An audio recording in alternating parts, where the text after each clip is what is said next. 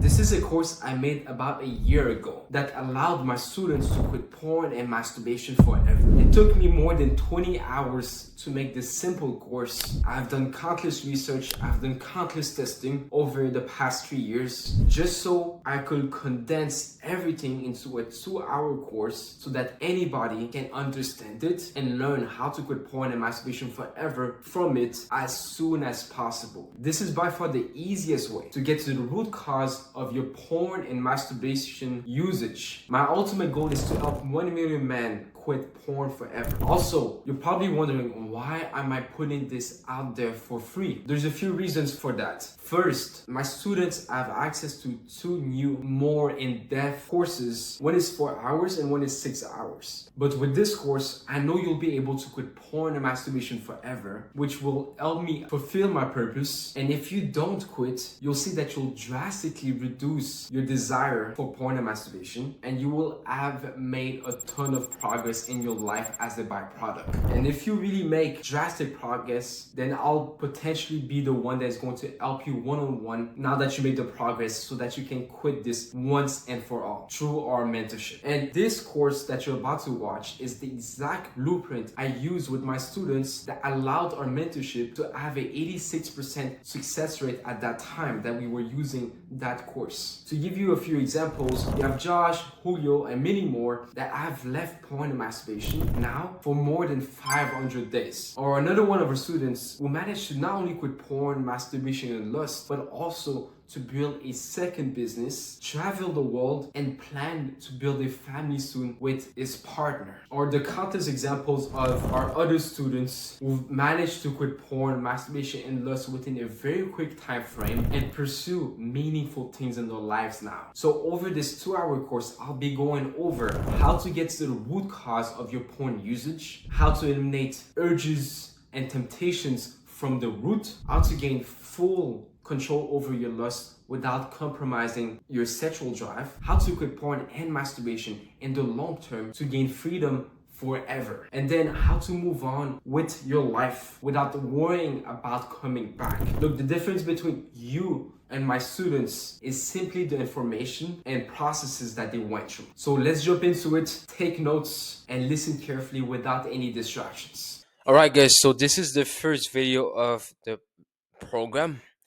Now, I want to just basically make this video to really make sure that you understand how you can actually apply these tips so that you can actually quit in less than a week, okay?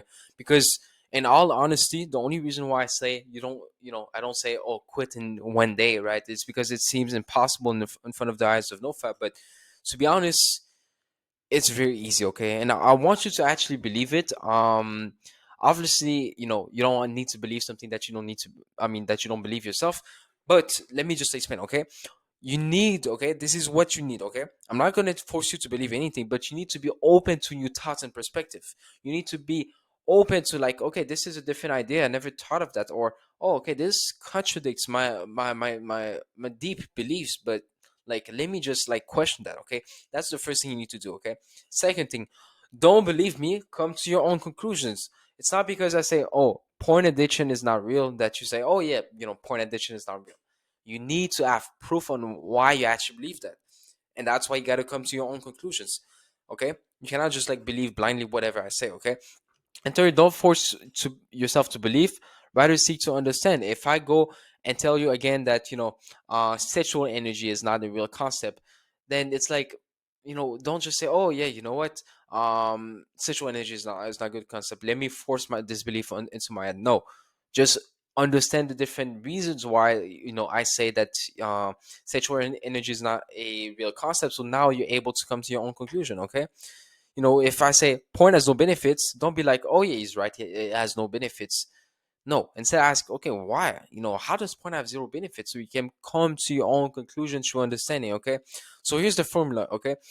It's that easy. You just need to remove the lies so that you can see the truth again. That's why you need to be open to new thoughts and perspective, because it will allow you to see something that you never saw before, okay? And, example of one of my friend, okay? One of my close friend in real life, he quit porn the moment he decided to stop watching it, okay?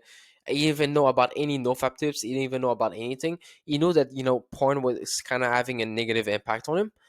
But the reason why it was so easy for him to quit is because he didn't consume any NoFap content. He didn't even believe he was addicted. He just saw it as like, oh, you know what? I need to stop this, right? Which is basically what I say is the truth, right? It's once you stop buying into these lies of NoFap and really debunk the brainwashing associated with that, it becomes very very easy. Okay, and again, this is not recovery. Okay, this is simply changing your perception so it can be aligned with the truth. There's not going to be any techniques like, oh, go and do these habits, or oh, tips and tricks or magic or lifestyle changes or new habits. None of that. Okay, it's really going to be simple. It's really just going to be about changing your perception. And again, don't force yourself to change your perception, rather seek to understand.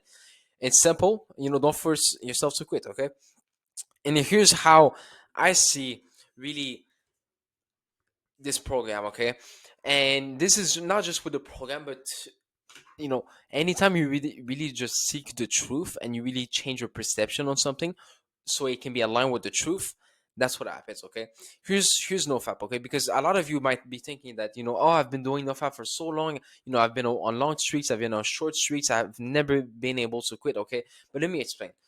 Try to quit porn using NoFap techniques and just like overall the NoFap mindset in all aspects is like you trying to just jump off a cliff and fly without any you know parachutes or anything. You're just like jumping off a cliff and you're hoping that you'll have wings and that you'll fly, right? So guess what? The success rate is like what? It's 0%, right? Because you're literally doing something that is almost impossible. Okay, I mean, in that scenario, it is impossible. Now, imagine that you have the same cliff, but that you use a paraglider. That this paraglider where you're basically like flying in the air. Now the success rate is like 99%. You're not gonna fall from the cliff and die straight away, right? You're just gonna be able to fly and be free, quote unquote. It's really that simple, okay? And I want you to really just see it like this.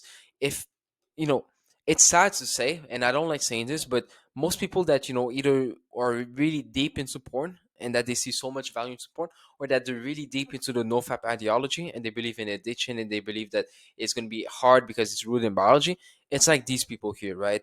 There's shadows and they're just distracted by the shadows. They're like, oh, this is all that there is to life, right? Life is just like that small and I'm just gonna watch shadows for the rest of my life and eat food, right? And then once they start maybe climbing up, maybe one of them, this is Plato's cave, by the way. It's a very very very popular Ketzin concept. But basically, okay, as they start climbing, okay, most of the time these people in the shadows, they will try to get them back. They will try to tell them like, why are you trying to go there, and they'll just go, okay, and they'll start climbing up and they'll start climbing up, and then they'll be blinded once they start seeing the sun. They never saw the sun. They were in a cave their whole life, right? They never saw the sun. And so the sun is kind of hard to see because it's the first time of their life, right? And then they're like, they go back and they tell the people, and they're like, yo guys, like, come here, like you'll see the sun, you'll be free.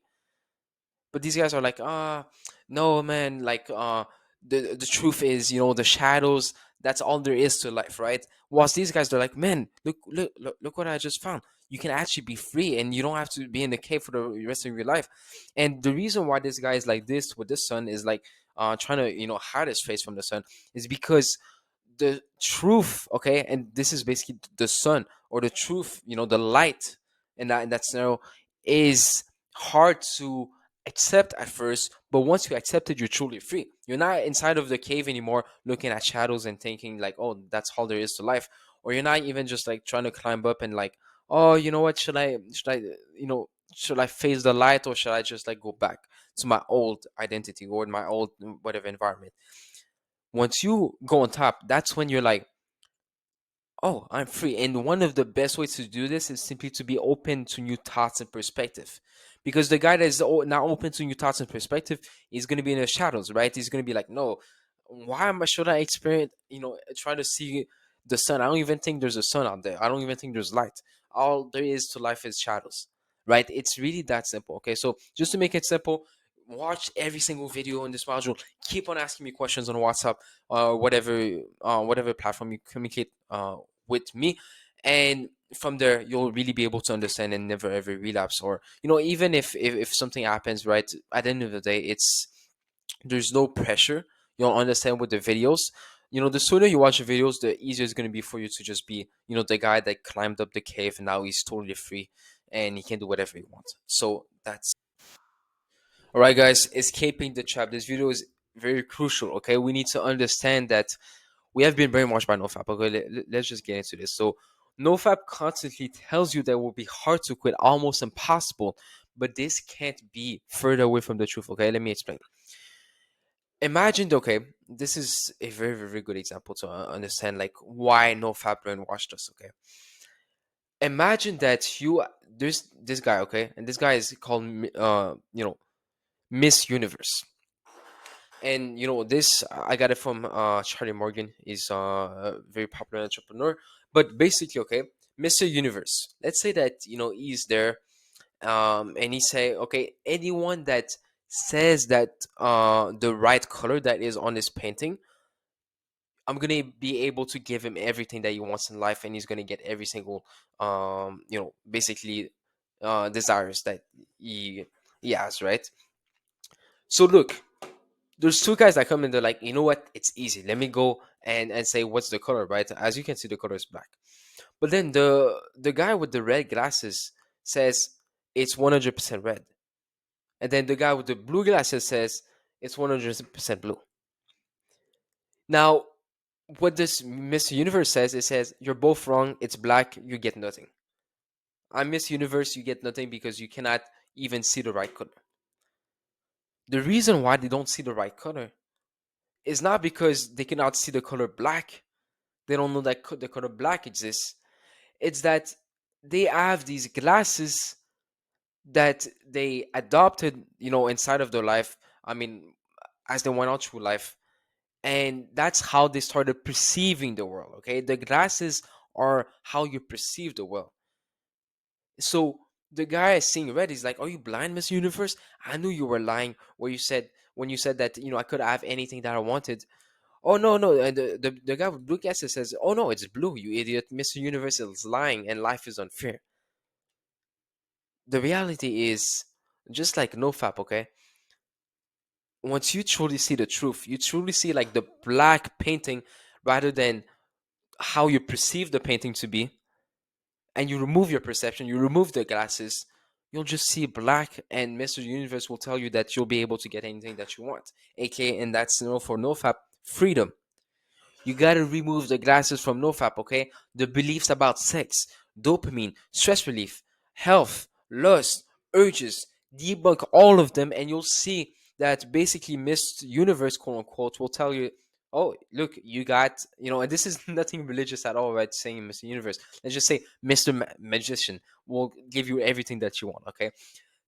That's the goal. You need to debunk it because once you truly remove the glasses, you'll be able to see anything.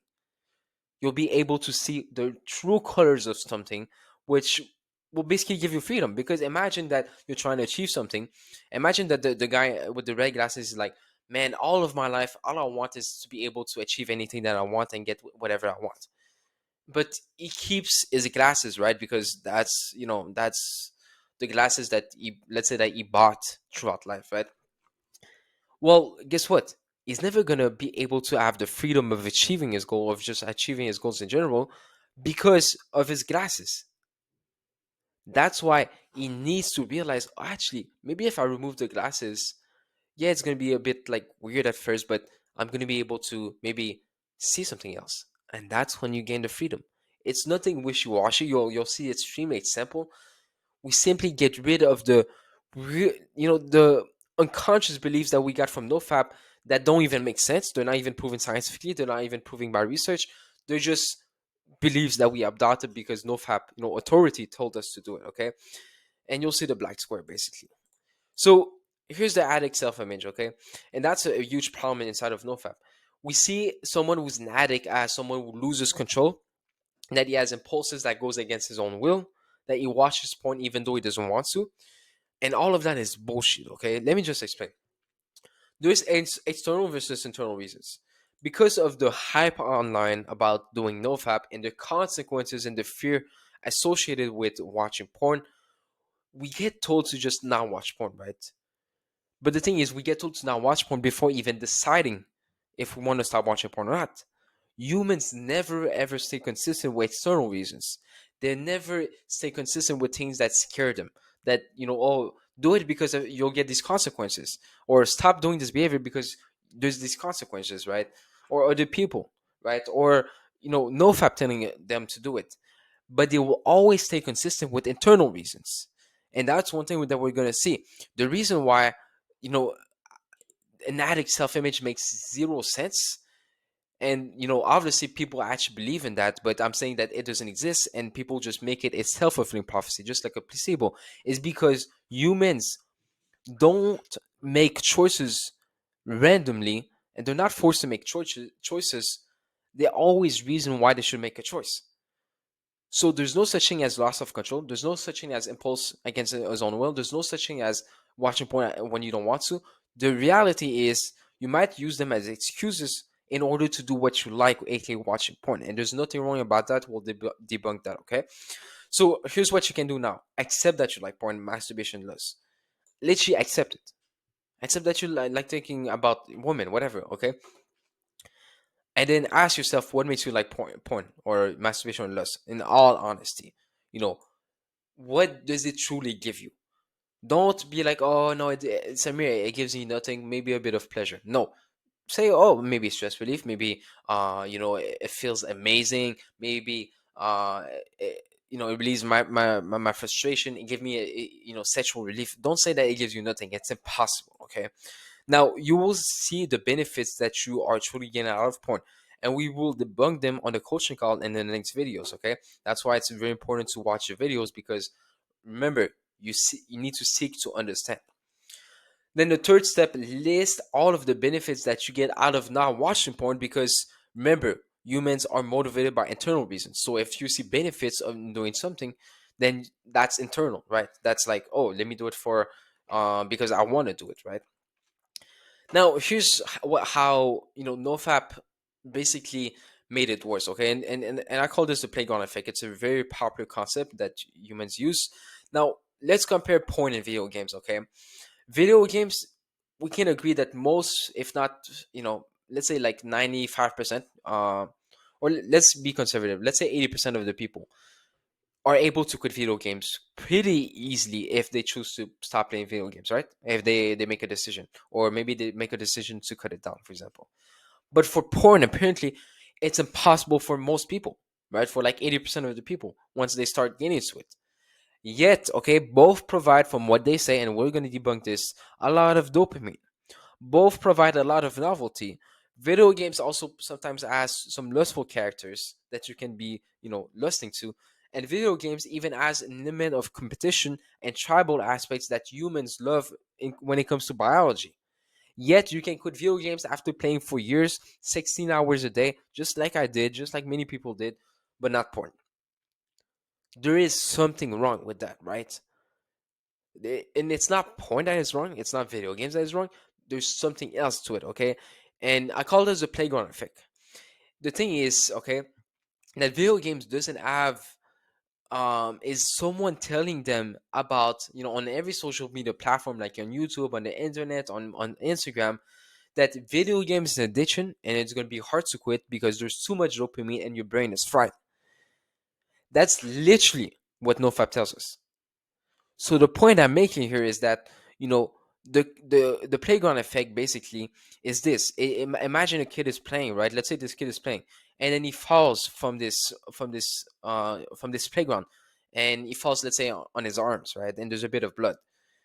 Initially, the kid is like, oh, you know what? Let me just brush it off, and let me just go and do nothing about it, right? Let me just go and keep on playing with my friends, right? Initially, but if an adult sees him and he's like, oh my god, like, I just saw that you fell, like, are you good, man? I'm very worried about you because you just felt like very bad and all of those things. Now guess what, the kid is going to be worried. He's going to be like, oh man, what is going to happen to me? Maybe something really bad happens to me and I don't know. And then he's going to start crying, and then he's going to start feeling extremely anxious, and he's going to start doing all of those things, whilst initially what actually happened is nothing. He just, fell on his arms, fell on his legs, and he thought nothing of it. But once someone else, an external factor, told him, "Oh my God, I'm worried about you," blah blah blah blah, all of the consequences, the fear. Now it becomes a problem. It wasn't a problem initially. It just become a problem because of the playground effect, as we call it. Okay, and one thing we gotta understand: porn is not a magical substance that takes away all of your problem, and it's also not this poison that takes away your life. It's neutral, and the reason why I say it's neutral is because it's a lifeless video. Think about it. If you watch a video about something that you don't like, let's say that you watch a video of K-pop, right? K-pop is like, this Korean music, right? You're not gonna get any dopamine. You're not gonna get you're not gonna be mind controlled, and you're not gonna be able to do anything about it, right? Or even like, let's make it even more related to porn. If you watch homosexual porn, like gay porn, does gay porn take away all of your life problems? Does it, you know is it a poison that's going to take away your life? I mean, maybe if you decide to, right? If you don't like it, well, guess what? Porn is a lifeless video. You're not going to get so much dopamine and, relieve all of your life problem once you watch gay porn. The reason why is because you don't perceive gay porn to be something that can be pleasurable. And we're going to talk more about this, but it's extremely important to understand that this is all about perception at the end of the day. Okay, you gotta understand, it's a lifeless video. Porn is a lifeless video. It's a video. A video with pixels cannot control your mind. Think about it. Okay, forbidden fruit effect, and this is a problem with NoFap. The problem is they constantly tell you that, something is bad and that you should never do it, but that indirectly creates curiosity inside of us. We think, well, I mean, if this is so bad, then, how do people, if this is so bad, then why people do get hooked on it, right? If it's really, really all negative, all downsides, then why do people get hooked on it? And it creates this curiosity, right? I'm not saying that you're going to be forced to act upon it because you get told that, it's bad, right? But think about it. A lot of people get told that, drugs is bad for the whole life. Yet, and it has been proven scientifically, once they started prohibiting drugs, people actually started taking more drugs. It's really, really simple to understand, but it doesn't really, NoFap basically, and all of these addiction experts don't tell us that, right? Remember, human wants the benefits. They don't care about paying the costs, and this is going to be something we actually, dive deeper in. Because think about it. If you're buying a house, right? Um, well, you're gonna pay the costs, which is a lot, right? And it's not just like monetary costs, right? It's not just like a 100, 200, 300K. It's going to be also, a lot of like mental energy wasted, a lot of like cleaning, a lot of like um overall like, mental energy wasted on just keeping up with the house, right? Humans are ready to pay the cost to get a benefit. In that case, for the house, they're getting, we'll talk further about this, but they're ready to get the benefit of owning a big house, right? But porn is simply a lifeless video. Masturbation is simply a physical touch that people can interpret as pleasurable, right? Because people make it like, oh my God, masturbation feels so good. It's like this thing where I'm like feeling ecstasy. But the thing is, the reason why it feels so good is because it's mental masturbation more than physical masturbation. Think about it, right? Pleasure is in the mind. Happiness is in the mind. It's not physical. It's all in the mind. So here's the magical view against the realistic view. Okay, this is important to understand. Magical view we have a point is, it takes away my depression. It takes away my anger. It takes away my anxiety and stress. It numbs all of the emotional pain and makes me forget about trouble and trauma. Whilst the realistic view, when it comes to all of those things, is porn can be used as a distraction just like any other activities. Okay, we're going to get further into this in the next videos. Magical view of porn, oh, it brings me euphoria. It's a pleasure greater than anything else known to man. Will always make me feel so good. Gives me so much dopamine and spikes up my brain. The realistic view is it perturbs the brain and body in ways that can be perceived as pleasurable. And here I say body just because of masturbation, but the reality is the only reason why I said it is because um I use that from drugs, okay? And so porn perturbs the brain, but even then it doesn't really, okay? It's mental fantasy. It's not physical, okay? So really understand that porn brainwashed us, and if you want to really just gain freedom, then you need to remove the glasses. And the easiest way to remove the glasses is to be open to new thoughts and perspective. It's that simple. All right, guys, let's debunk something very, very important, okay? The lie of addiction, okay? And choice. So let's just get into it. Addiction in the past, okay? Because we often, get told that addiction is something very hard to quit and that it changed your brain and that, you've been doing it repetitively and because of dopamine and all of that. And there's literally no logic behind, and we just believe it because it's coaches and experts who tell us that, right? But addiction in the past meant someone who is extremely passionate about doing a certain thing, right? In the 1900s, that was literally, and this is not a word for word, right? But this is basically what they meant when they said addiction. Now here's what people use to define addiction nowadays. Oh, it's a behavior that you cannot stop, right? It's a behavior that if you're trying to quit and you cannot after like 4 days, then that's an addiction. Oh, if you increase the dosage or the usage with time, then that's an addiction. Oh, if you do riskier behavior, then that's an addiction. So let's debunk it, okay?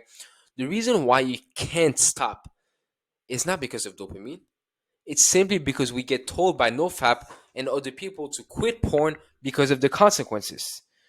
So we try to do it, but internally we're still wanting to watch porn. We're getting the benefits out of porn. It's not that you can't stop, it's that you don't want to stop internally because of the benefits. Think about it. If you've been watching porn for all of those years, if you even watched porn in the first place, it wasn't because, oh, you know what, I really didn't want to watch porn in the first place, but I forced myself to do it. No, you made the choice because you were like, oh, apparently people say that porn feels so good, and that these porn stars and you got curiosity because you're like, maybe I can experience something, which is a benefit. So it wasn't like, oh, you can't stop from the beginning. Like, think about it, okay? Humans decide, okay, and they choose to. That means that they still have a choice to do any behavior, but usually humans, if there's benefits linked to a certain behavior, then they will always lean more towards it mentally, not physically, right? They will always be like, you know what, let me maybe do this behavior. Second thing to define an addiction, apparently, increase dosage or usage. And this goes both ways. If you like something, then you can choose to do or consume more of it, right? If I like, for example, to play basketball, in the beginning, I might just play basketball for like 30 minutes, but then I might play for 4 hours, in 2 years from now, because, I choose to, okay? And for people, the thing is, for people, they also are brainwashed by NoFap ideology, and also by some porn studies and all of those things that they tell you that porn is like this miraculous drug because of the brain spikes, because of the dopamine, because of the addiction that takes away all of the problem. That's genuinely what people believe unconsciously, thanks to NoFap. Okay, sorry, I don't want to be passive aggressive, but NoFap basically been telling us that oh, your brain changed, and now you need porn in order to feel your baseline of dopamine, and when you feel the dopamine, it's like it gives you that stress relief, it gives you that relief, and you stop thinking of all of your problems for a few seconds. Well, that's a huge benefit for most people.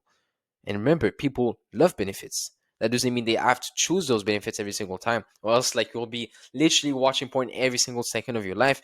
But humans like benefits, and they can choose to indulge in this, right? And to make it worse, it's like NoFap tells you to that you will feel shame and guilt when you watch it. So you feel even more down after watching it, and then you think that porn will make you feel better when you feel down. So guess what? More usage, more dosage. It's not just I'm watching porn more and more because I don't want to. Like, bro, let's just use logic, okay? It just becomes an endless self-fulfilling cycle. You're not watching porn more and more because you don't want to. You're watching porn more and more because of certain reasons, because of certain, your reasoning why you should watch porn more and more. Another thing, riskier behavior, which is apparently used as a defining criteria for addiction. The key thing is to put the shame and guilt aside and just look at the behavior for what it is. Okay, if you genuinely like something, for example, looking at naked women, then you might choose to pursue it. Okay, and society will call it risky, and NoFap will tell you that it's wrong. When in reality, okay, and let's put the morality aside, let's put the shame and guilt aside. You choose to do that behavior because of certain reasons that we can easily debunk. Like, think about it. The guy that you probably don't want to go and do some, like, let's say you probably don't want to go and pay a prostitute even if you've been watching porn for a long time, right? Most of the people don't want to go and pay a prostitute, and they still, even if she's in front of her, I mean of them, they're not even gonna do it, right? Because of their beliefs, the reasons, and the benefit that they associate with a prostitute. They're like, no, that's not worth it. Well, guess what? You know, it's risky, but yet they don't do it. Because you gotta understand that humans make choices, okay? They have free will. And the brain changes, and this is so oh my, like, this is so it's such a huge misconception, right? And again, like I said in the first video, don't believe me, come to your own conclusions. Now, here's your brain on women, here's your brain on porn. You know why the brain changes? It's not because of dopamine. Yeah, we can create dopamine 100%, right? And the dopamine is created in our mind, but that's on the video about dopamine. We'll talk more about this. But the brain changes, okay, they occur in the formation of any habits or skills in order to create less resistance to do it again. Okay, but also we understand that. I want to ask you this question to every single person that uses this image. What does the brain scan actually shows? What does it actually prove? What is the purple part? What is the blue part? We don't even know what it is for 99.9% of the people, but we say, oh, look, it changed your brain. It's like saying, oh, look, I don't have any knowledge about this, but look what happened. I don't even know what it is, but look what happened. It makes no sense. Okay, let's just use logic here, okay? And it's not to force you to do it again or have weird, powerful cravings. The brain changes don't do that, okay? At first, you have a lot of resistance to play the piano. This is what piano players does, right? But as time goes on and you play, like, let's say every day, every week, whatever, now you don't need to think much about doing it, okay? Because that the brain changes occurs in the formation of any habits or skills in order to create less resistance to do it again. It's that simple. Look at the brain here, okay? We have the brain here of a piano player. Is his brain like the one on heroin and porn, and now he's like, oh, here's your brain before, and now here's your brain on piano. Let's use logic again, okay? Your brain changes so that it can adapt and make it so that it becomes easier to just do it again and again. There's no resistance, meaning that you don't need to think much about doing it, and you can just go at it effortlessly, right? Just like if you go to the gym, right? At first, or let's say driving a bicycle. At first, you're gonna think too much, and you might fail. You might be like, should I drive the bicycle? Should I not drive the bicycle? And then you hop on the bicycle, and you have a lot of resistance. You're gonna be like, oh, I'm scared, whatever. But as time goes on, your body adapts, and you're not even scared. You're just doing it unconsciously. That's what happens. You're doing it almost unconsciously. Now, for porn, if you say that you watch porn unconsciously, like, porn is like literally, it's essentially like an activity where it's like you cannot do it unconsciously. It's not just in front of you. You gotta, like, go and search it and then decide to watch it and then decide to continue on watching it and all of those things. Okay, here's the brain of someone who drives taxis in London. You'll see that there's brain changes because his brain needs to have less resistance in order for him to remember the streets, in order for him to just make the taxi driving easier. Okay, the point is that, like any habits or skills that we repeat often, our brain will change, not because of dopamine, but just to make it easier to do the behavior again. And it's important to know that the pianist or the taxi driver are not forced to play the piano or drive the taxi. They don't have powerful cravings to do it. It's just now easier for them to do the habit without much thinking. Same thing goes with porn. And also, an important note, humans usually completely remove their addictions with time. It has been proven scientifically. Okay, I can send over I don't want to put the research because there's literally 9 pages, but I can also send it to you if you want. And even if your brain was truly messed up, okay, think about it. The mind is always more powerful than the brain chemistry. Just like how when you're at the gym, right, and you push yourself at the gym, even if your brain gives you the signals that it hurts, I don't want to do this. Your mind is way more powerful. The reason why I'm somewhat, sometimes laughing is because I want to just use logic to debunk things. I don't even need to use scientific evidence, even though there is. Okay. And why we actually watch more, okay? It's not about the urges, okay? A lot of people think it's because urges are built inside of us, right? Just like hunger. And it makes no sense at all, explain, okay? The real reason why we watch it is because of benefits. Okay? Benefits. Want, okay? And this is important to know, okay? If you can understand this, if you don't understand this, just ask me on WhatsApp right now. But want is the emotion associated with perceived benefits. Okay, you might want ice cream, okay, because you think that it tastes good, that it gives you pleasure, and it gives you like a relaxing effect, right, and that you can actually enjoy it. You might want porn because you think that it will provide a sexual relief, that will provide a huge amount of pleasure, and that will provide a stress relief. It's the benefits you perceive, right? So imagine this, okay? Imagine this guy is feeling so stressed out, right? He's feeling so stressed out, and it doesn't crave, let's say that right now, this guy usually feels so stressed out, but let's say that right now he's not feeling stressed out. He doesn't crave porn at all, right? He's feeling good, he's feeling happy. There's no cravings at all. And you guys can probably attest to this. When you feel very good, you don't have any cravings. But then the moment you become stressed, aka negative emotion, and you're trying to solve it, out of nowhere you want and crave porn because you perceive porn to give you a stress relief. It's that simple. You don't just crave porn out of nowhere when you feel on top of the world, right? But then once you start feeling stressed, anxious, you're like, oh, you know what? I want to watch porn because you think that porn gives you stress relief, anxiety relief. Whilst another guy doesn't get, he doesn't crave fishing going, doesn't crave going fishing throughout the day. Maybe he enjoys it, right? Maybe he enjoys it. He might go like from time to time. But when he becomes stressed, now he wants or craves fishing because he perceives fishing to give him a stress relief. And this is a weird example, but it's actually true. It's not an urge or a biological desire or a craving to go fishing. It's a want because of the perceived benefits that the activity will give to you. Okay? That's why some people will do some weird stuff, which I'll go further in the next videos. But some people might go and smoke weed, whilst for you, you're like, smoking weed? What is that even going to do for me? Right? Even if you tried or not tried, right? Another guy might just go fishing or hunting and relieve his stress completely and feel relaxed. Okay? It's that simple. Most people don't even have urges when they feel good, which shows that they mostly watch it when they feel down. They're looking for fates, they're looking for benefits, they're looking for a solution. Why we actually have urges, okay? Biological urges, like we say. Urges are not built inside of our biology, okay? Uh, Here. We do have a sexual hardware in our brain, in our body, whatever. Just like we have an hardware in our brain for fear. But we don't feel fear out of nowhere. We only feel it when we see something that we reason as fearful, as scary, right? Something that we deem as scary. We don't get forced to have urges. We have urges if we see a woman or that we start thinking about women, obviously.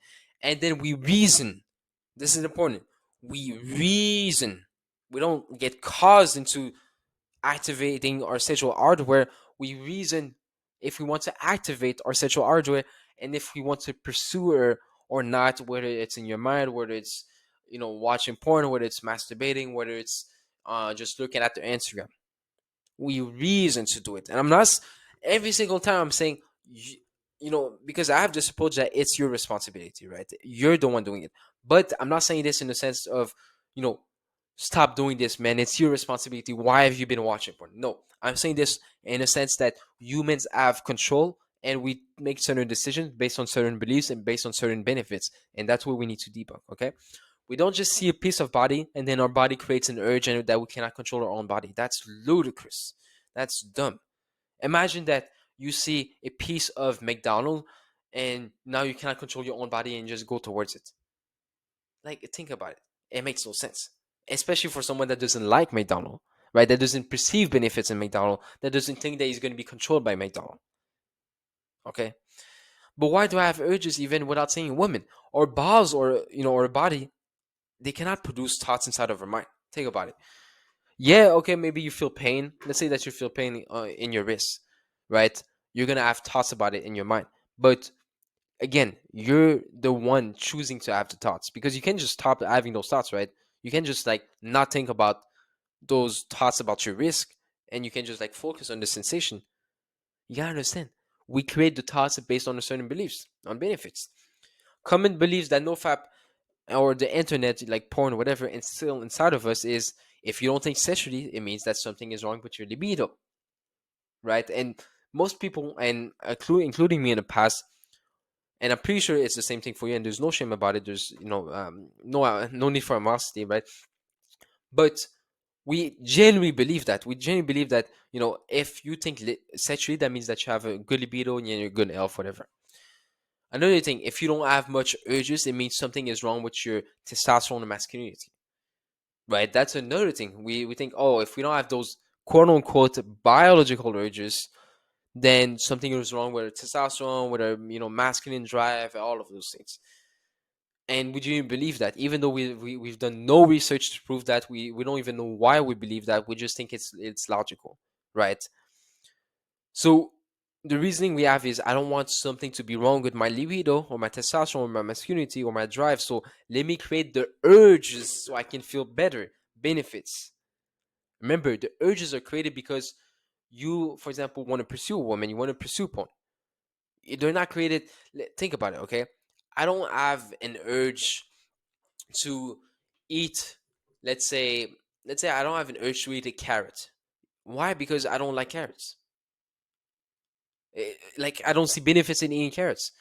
Maybe tomorrow, if I go and start doing research about why carrots are so beneficial for me and how I can make a recipe that tastes good and how I can make it even better when it comes to the overall taste of it, and how it's gonna help me with my eyesight. Now it's gonna be like, oh, actually, I want carrots. I'm gonna add this quote unquote what people call urge. Let's not even use the word urge. Okay, let me write this down. There's no such thing as an urge. There is no such thing as an urge. There is only want. You want something. It's not an urge, you want something. It's not rooted in biology, you want it. Okay, because even for biology, right? You can stop eating food if you want, right? You can stop eating food for a few days. Yeah, maybe, okay, yeah, sure. After like 10 days or 20 days, 30 days, like there's going to be something wrong that happens with your body. But that's not even the case for porn or masturbation, first of all, or even sex. Humans have been proving that. But also, humans can always choose. Like, you can choose to not eat. You're not going to be forced to eat if you don't eat. If you choose to not eat, yeah, maybe you'll die. But I'm going like very deep. But remember, there's no such thing as an urge. Stop using the word urge. Stop using the word relapse. There's only want. Okay, we always choose to watch one. Okay, if addiction was real, then you will stop after one session. I mean, you wouldn't stop after one session. You would do it uncontrollably. You will be doing it like, you will be doing it once, and then you'll be like 5 minutes later. Oh, you know what? I want to watch it. Now you want to watch it. I need to watch it. I'm forced to watch it, and then you'll just like do it uncontrollably, right? Without even thinking. But most people, after one session, they decide to stop. They say enough is enough, and you stop. For me, in the past, sometimes I'll do it up to 7 times a day. Sometimes I'll do it twice in a row, and the same time. Why? Because I'm choosing to. It's not because I'm addicted, it's because I'm choosing to. If it was really about addiction, then why do some people do it 7 times in one day, while some people do it once, while some people do it 0 times? It's not about the personal journey. Some people have the same journey. You gotta understand, okay? Here's the normal thought process, okay? And this is a good example. If really reproduce, a lot of people think that reproduction is a biological desire to survive, right? That having kids, whatever. And I'm totally for having kids, reproducing. Like, that's one of like the things I'm the most quote unquote passionate about. and the most like that I think is one of the most important things as humans can do. Yet people choose to not do it and don't even feel the urge to do it. You see here, for example, this couple, they don't have kids, they have a dog. Yet biologically, they the humans want to have children, they want to pass on their genes, right? Like everyone says. And I'm not saying this belief is true, I'm just saying that that's what people say to prove biology, yet they don't have kids because they chose to not have kids. Whilst another couple, they chose to have kids. Sometimes even couples don't even have sex because they chose to stop having sex. It's not even about testosterone. It's not even about libido. It's about maybe sometimes, there was something that bad that happened inside of their marriage, and they're like, you know what, we're gonna stop having sex. Well, guess what? Maybe he's not even gonna watch porn, whatever, right? They probably have sex, but they choose to not have sex until they die. Whilst reproduction is rooted in biology. Think about it, okay? For example, prostitutes, okay? People don't pay for prostitutes.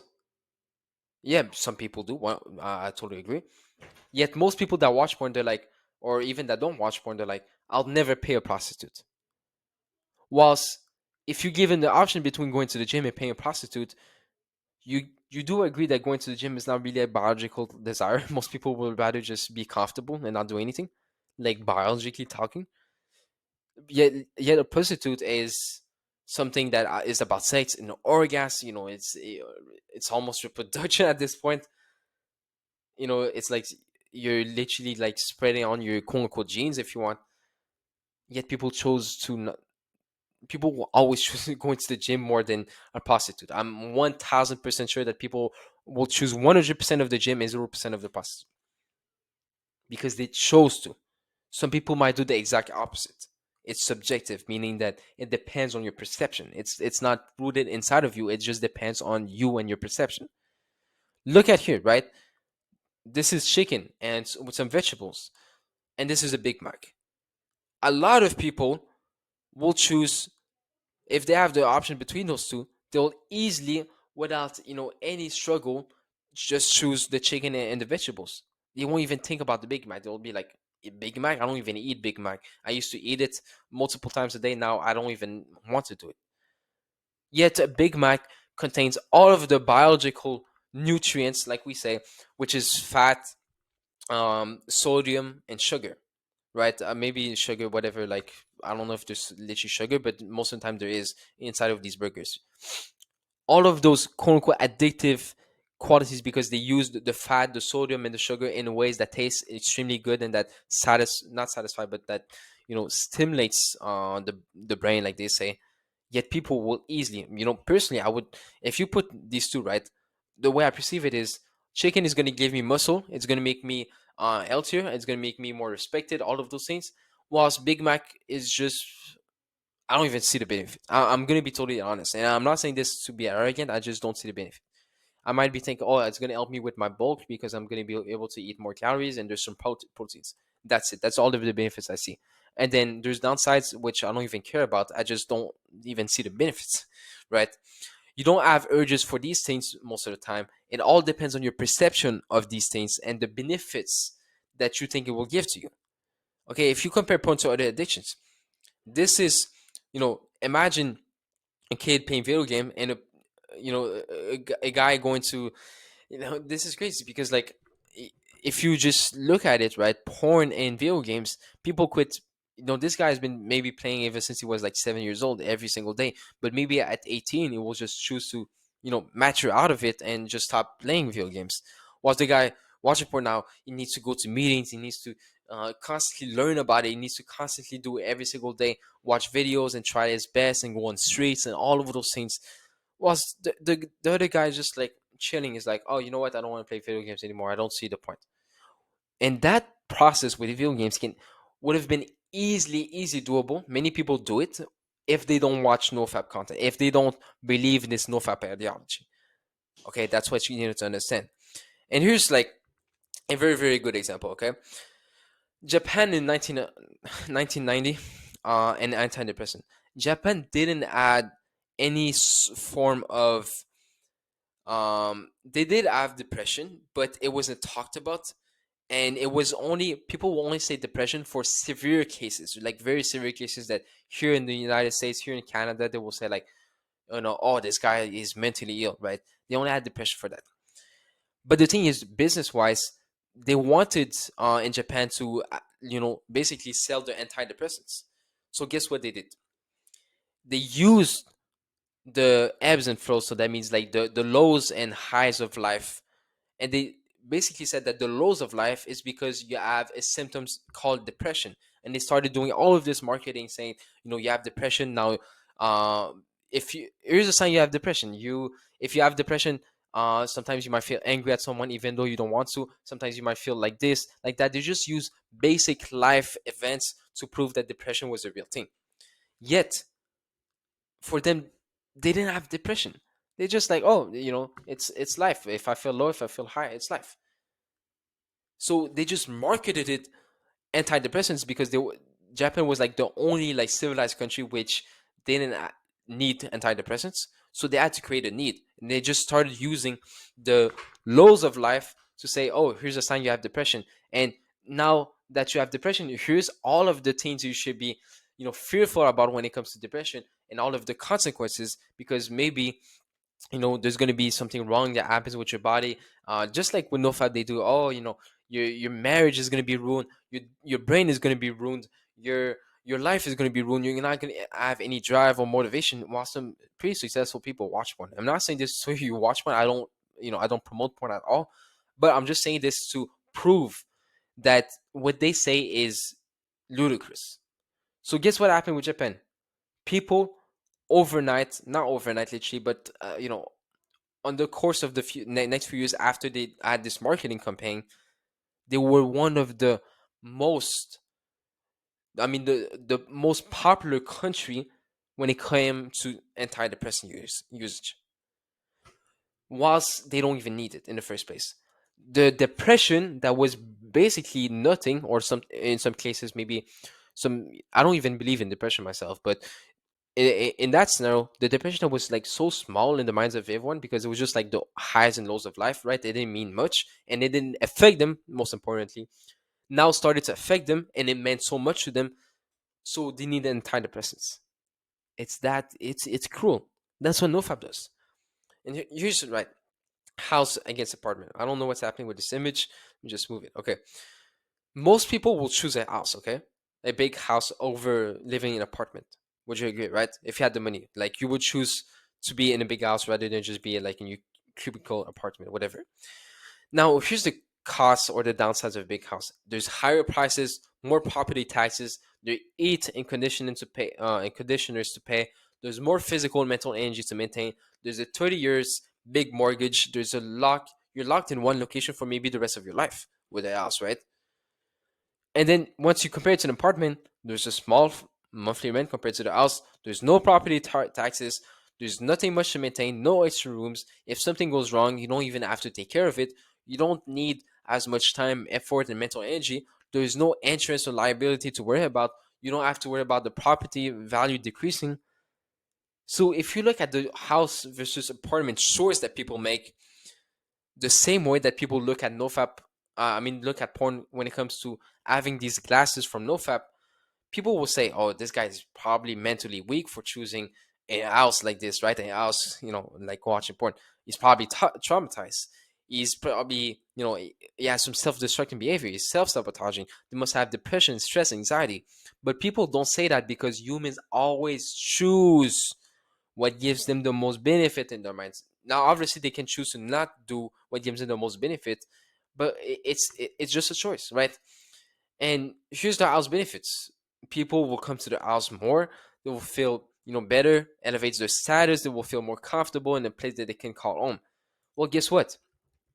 For most people, that's extremely important because of the way that they were brought up, right? And it makes them feel comfortable. All of those things. As long as there's benefits, people are willing to choose to pay the cost to watch porn, just like they choose to pay the cost of buying an home rather than just renting an apartment. You gotta understand that humans are motivated internally and not externally, and that at the end of the day, it's not about biology, it's not about addiction. All of those things are illusions. You are simply choosing to watch porn because of the perceived benefits that you get from it. And that's what we're going to tackle in the next videos. All right, guys, this is extremely important video. It is one of the three concepts. Okay, there's a very popular book called the Freedom Model, right?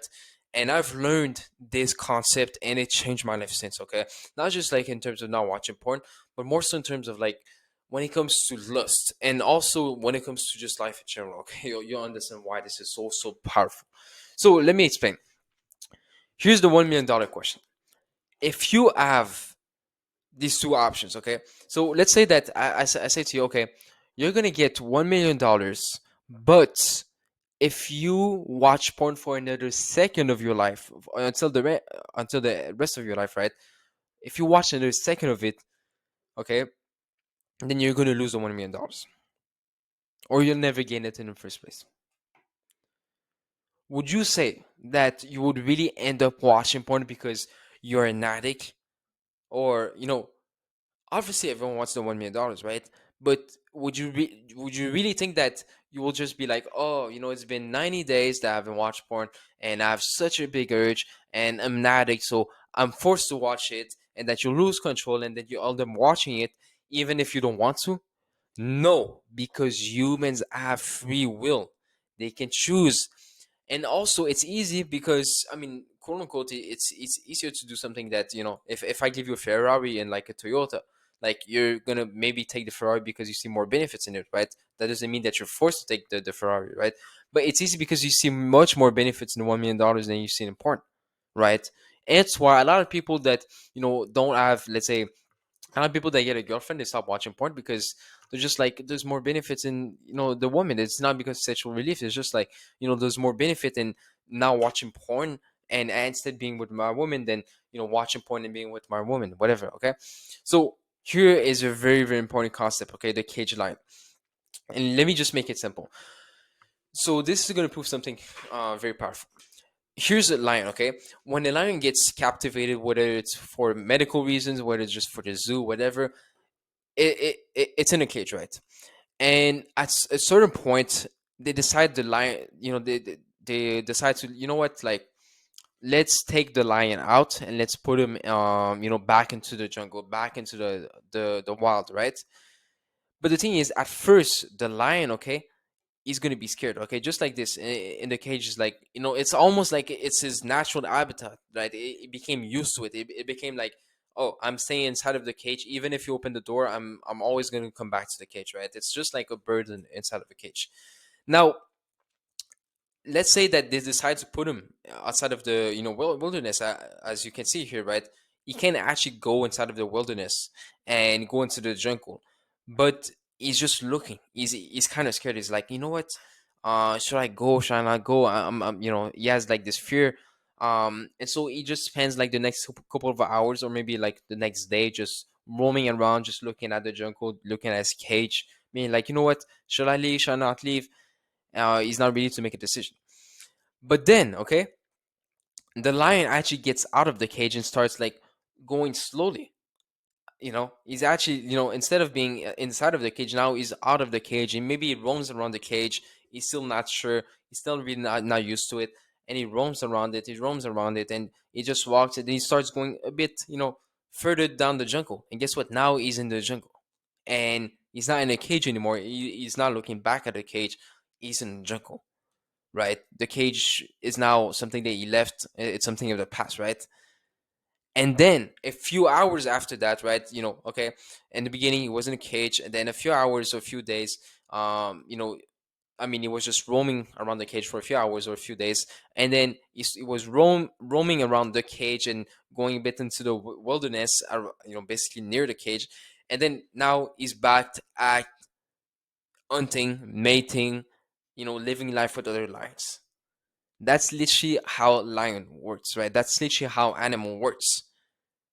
They can be in, a cage for 90 days, for, years, but if you put them into the wilderness, they'll adapt.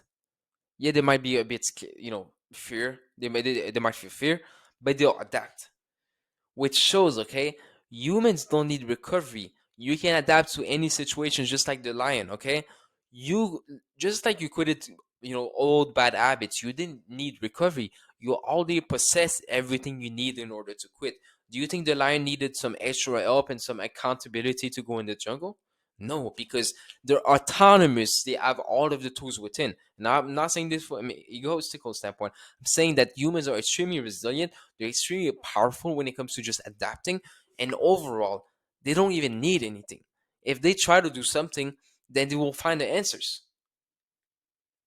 The problem is we get told, you know what, you know, stay inside of the cage, right? Obviously, that's not what people say, but that's what they indirectly and unconsciously say. You know what? You always need to have accountability. You always need to have, some form of purpose, so you don't relapse, whatever. And you need all of those tools, and you need different life changes, and you need different habits. That's the cage. The reality is, whether a purpose or a habit that that's extremely good, but it keeps you inside of the cage if you use it to leave the other cage of porn, right? Because look, okay, this is what it is. Once you decide, okay, because this is the two cages, okay, these are illusionary cages, as you can see. The guy inside of the cage is like, he's looking, he's like, okay, I'm not inside of a cage. You gotta understand. You have the porn cage, which is like, oh, you're trapped, watching porn, whatever, right? And then you have the NoFap cage, which is like, oh, you're trapped into watching porn, and it's gonna be hard to quit, and then, it's because you're an addict, and the brain changes, and all of these bullshit beliefs and limiting beliefs that don't even make sense and that don't are not true, basically. It's an illusionary cage, okay? Both are illusionary cages because porn is a lifeless video. Porn is nothing. You can just walk away at any time, but people don't, because they still somewhat have like this illusionary cage in their mind, okay? But once you decide, okay, this is really important, to leave the illusionary cage of porn and also the recovery or the nofap, you'll realize you can just be autonomous and live your life without needing porn or help anymore regarding that.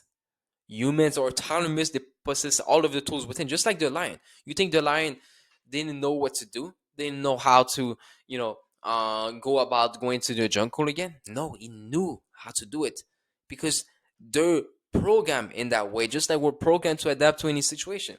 Some humans are literally vegans, while some people are carnivore, and yet they both adapt. Whether it be good for the health or not, they both live a life and they're convinced of it, and they don't even struggle with their life choices. Okay, you gotta understand. Here's a quick study to show you. Okay, treated versus untreated alcoholics in Nursing. So this was actually a real study and research. So still dependent, no longer dependent. Okay, treated people, no longer dependent, still dependent is 28%. Untreated people, meaning they didn't go through recovery at all. Okay, 76% is no longer dependent, and 24% is still dependent, which shows, okay, not only, yes, there's like worse results for the people that are treated, but also, you don't need recovery. You can adapt. It's that simple. Humans have free choice. They can adapt. Humans, just like animals, can adapt to anything. Once you truly, okay, once you go through all of the videos, once you get my coaching, whatever, you'll understand that you don't need extra help. You don't need, and I'm not saying this that I don't want to help you. I'm just saying that in order for you to really receive the maximum amount of help, you need to realize that you don't need any more help, and that humans actually have freedom and they can choose to do whatever they want, and they can adapt because they possess all of the tools within. It's really that simple, guys. All right, guys. So debunking every single benefits, okay, and this is, I'll say, that combined with the fuel and the choice video, I mean the cage line video I just showed you, these are going to be the most important videos, okay? Because choice basically means that you're always in control, and that's extremely powerful because NoFap tells you otherwise. And if you believe that, then you need to realize that, like the black painting. You remember the Miss Universe? I mean, Mr. Universe, when he had the black painting, I said that, if you see the right color on this painting, then I'm gonna be able to. I mean, you're gonna receive everything that you ever wanted, right? Then debunking every single benefit. That's a huge part of it, right? That's a huge part of the glasses.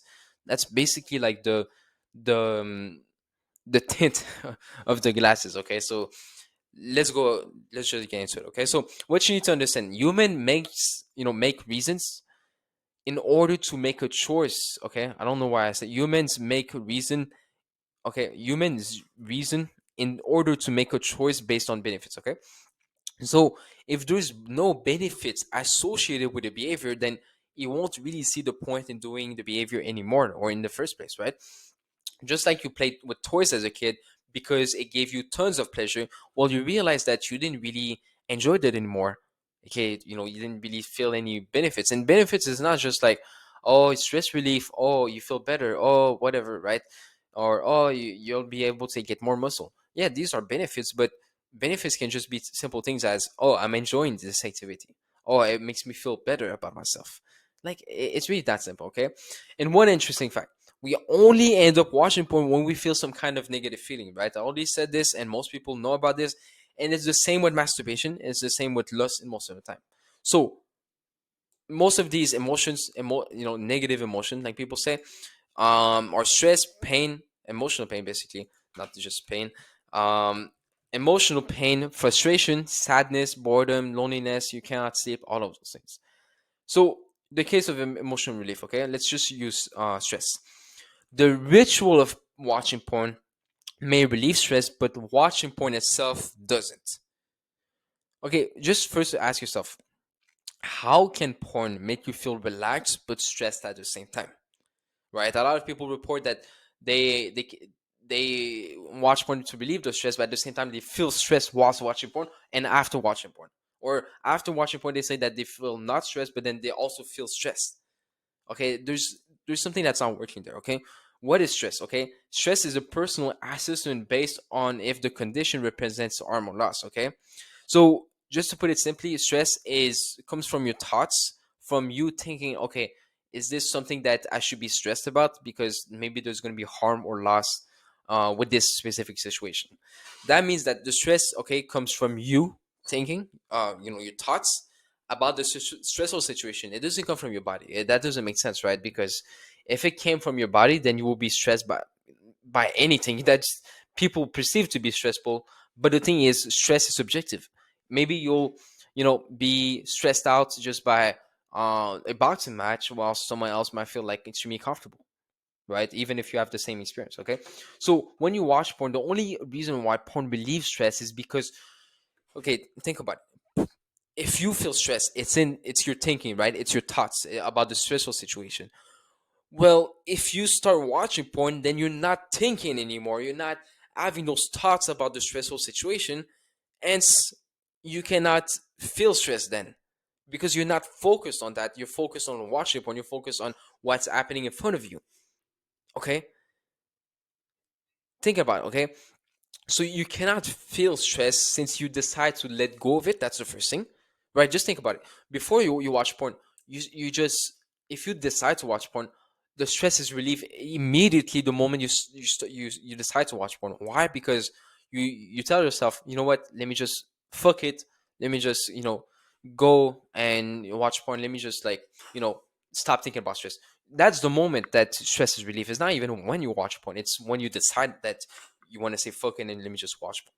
So the only reason why porn relieves stress, like I said, is because you switch your focus. Okay, you the ritual of watching porn may relieve stress, but watching porn itself doesn't.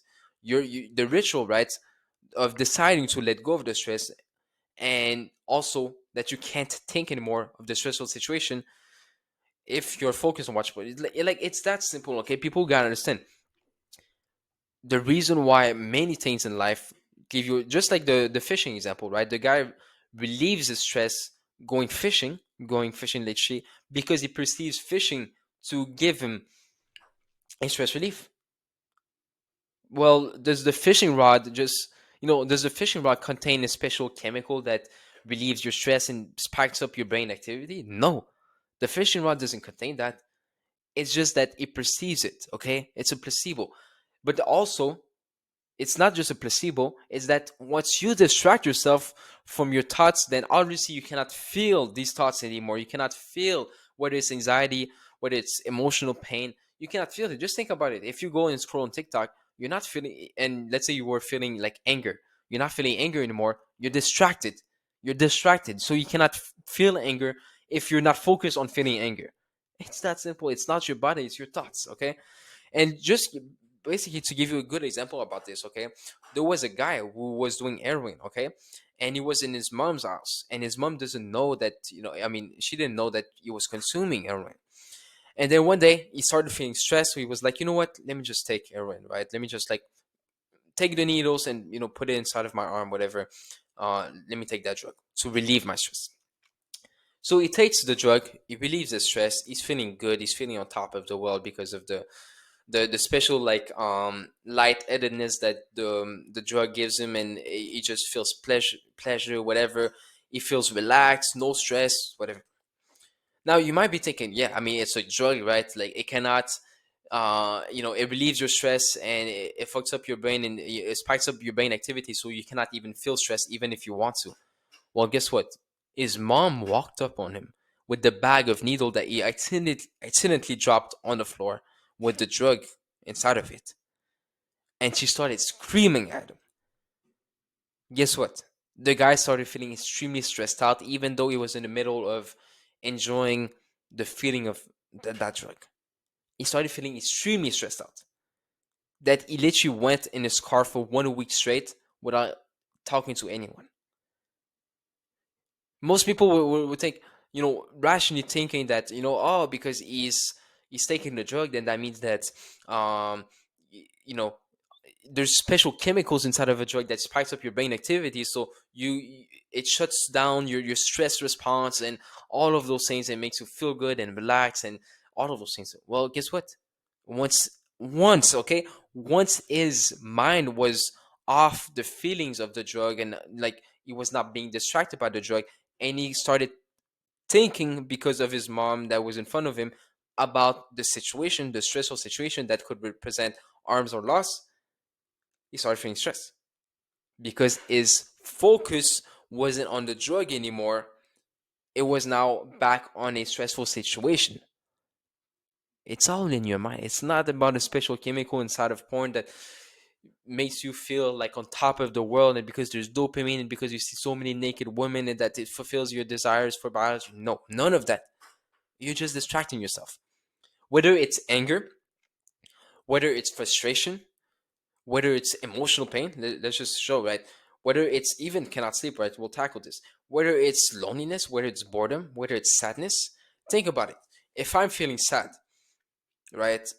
And let's say that I'm crying. Well, yeah, I'm crying. It's a physical response now, because obviously crying is not just a physical response out of nowhere. You started, you chose to start crying, right? Because you have control.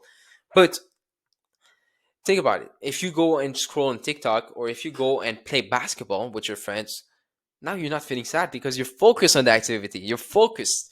You're not thinking about those thoughts of sadness. You're focused. It's that simple. Okay, just think about the girl, okay, with the small cuts on her arm because she feels very down. Maybe someone bullied her, maybe something bad happened to her life, and she does cuts on her arms, right?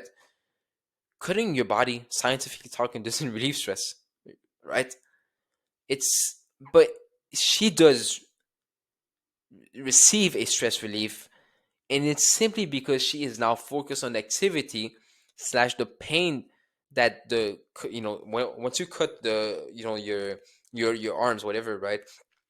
There's pain, there's feelings that now you're focused on it, so you cannot think about the stress anymore. You focus on the present moment of the of that activity, right? She's not thinking about the stressful situation anymore. She's not thinking about the sadness anymore. She's not thinking about the anger anymore. She's just thinking about the cuts, right? And it goes deeper than this, but that's basically how it works, okay? Same thing goes with fishing, okay? The same process goes, because like think about it. You see these guys sometimes, they're like, you have people that do yoga, for example, right? And they say that yoga relieves stress. Like, yeah, okay, cool, there's some benefits, but like body movements, whatever. But think about it. They're so focused on like the stretch and the feeling, of like, stretching yourself and really just being focused on your breath, that you cannot feel boredom, loneliness, frustration, depression, anxiety, emotional pain in those moments, because You cannot be focused on these emotions. It's just that simple. Okay? Porn or masturbation doesn't solve any of that. It's simply that you get a chance to say, fuck it. I don't want to think about this negative emotion right now. Let me go and switch my focus to porn, and let me just let go of this emotion right now. It's that's the benefit. There's no magical, chemical or dopamine inside of porn or masturbation or orgasm that makes you like, feel weird and you cannot control it anymore. No, it's just that you want this benefit, and this benefit, the reason why it gives it to you think it's because of porn or masturbation, but in reality it's just because you switch your focus, and you also by your own decision decide to not focus on it, and you decide to, just people go on walks and they relieve stress. Why? It's not because their shoes have some special chemical, or that seeing a special tree gives you, or seeing like neighbors gives you stress relief or boredom relief. No, it's just that they go on walks and they decide, fuck it, let me stop thinking about this stressful work in front of me, let me stop thinking about this stressful situation, let me just go for a walk. It's the routine. Okay, we falsely give the credit to porn for giving us such reliefs from our lives, but the reality is we are the one doing it. Okay, who creates this relief? Let's just take boredom for example. Okay, boredom is in your mind. The oldest generation, when they were bored, okay, they didn't think of it as a negative thing. They thought of it as a normal life event. But nowadays we get told that if you're bored, then you will get tempted by the devil, and then you will need to be constantly distracted by watching the news, your phone, the internet. And it's just like we see boredom as this like bad state, right? Which is ludicrous, because who told you that, right? Obviously, right, I do understand that if you're literally bored for the all of your life, then there's something wrong, right? Because you need to be contributing to society, right? But being bored for like a few minutes, like, come on, man. Like, personally, I see boredom. Like, this is my perspective. I don't get tempted by the devil. I don't get tempted. I see boredom as a great opportunity to think for myself. And I always come up with amazing ideas I implement straight away when I'm bored. And I swear to God, on my mom, when I'm saying this, that when I'm bored, every single time is beneficial. There's no, oh, I'm being controlled by the devil to go and watch porn. There's none of that. Because my perception is not about this. I changed my perception about this. I used to think like this. Now my perception is boredom can be a great tool. Even if I'm bored for 24 hours, I know I'm gonna make the most out of it. That's my perception of it. It doesn't mean you gotta adopt it. You just need to understand. And so we feel fear when we're bored, and we use it as a reason to watch porn if we like watching porn, right? Because we feel fear. We're like, oh, it's the devil that might tempt us, and oh, we might all of this bullshit, right? When we're bored, and we use it as a reason, because if we like watching porn and we see some benefits, and we want to remove the shame associated with the watching porn because we get told to not watch porn, then we can easily just reason to watch porn when we feel bored because the devil is taking control of us. Okay, but let's just keep it simple, and you know what I said. Okay, so the same way you relieve stress is the same way you relieve your thoughts about your bored situation. You don't have to worry about boredom because it's all in your mind. You can even like boredom. Okay, and remember, you only watch porn if you choose to do it because you see some benefits. Now, the sleep benefits. Okay, we think that orgasm also sleep, whilst it does provide a weird calming sensation, right? Objectively, the reality is the reason you can't sleep is because you keep on thinking too much, or you think too much about not being able to sleep at the moment.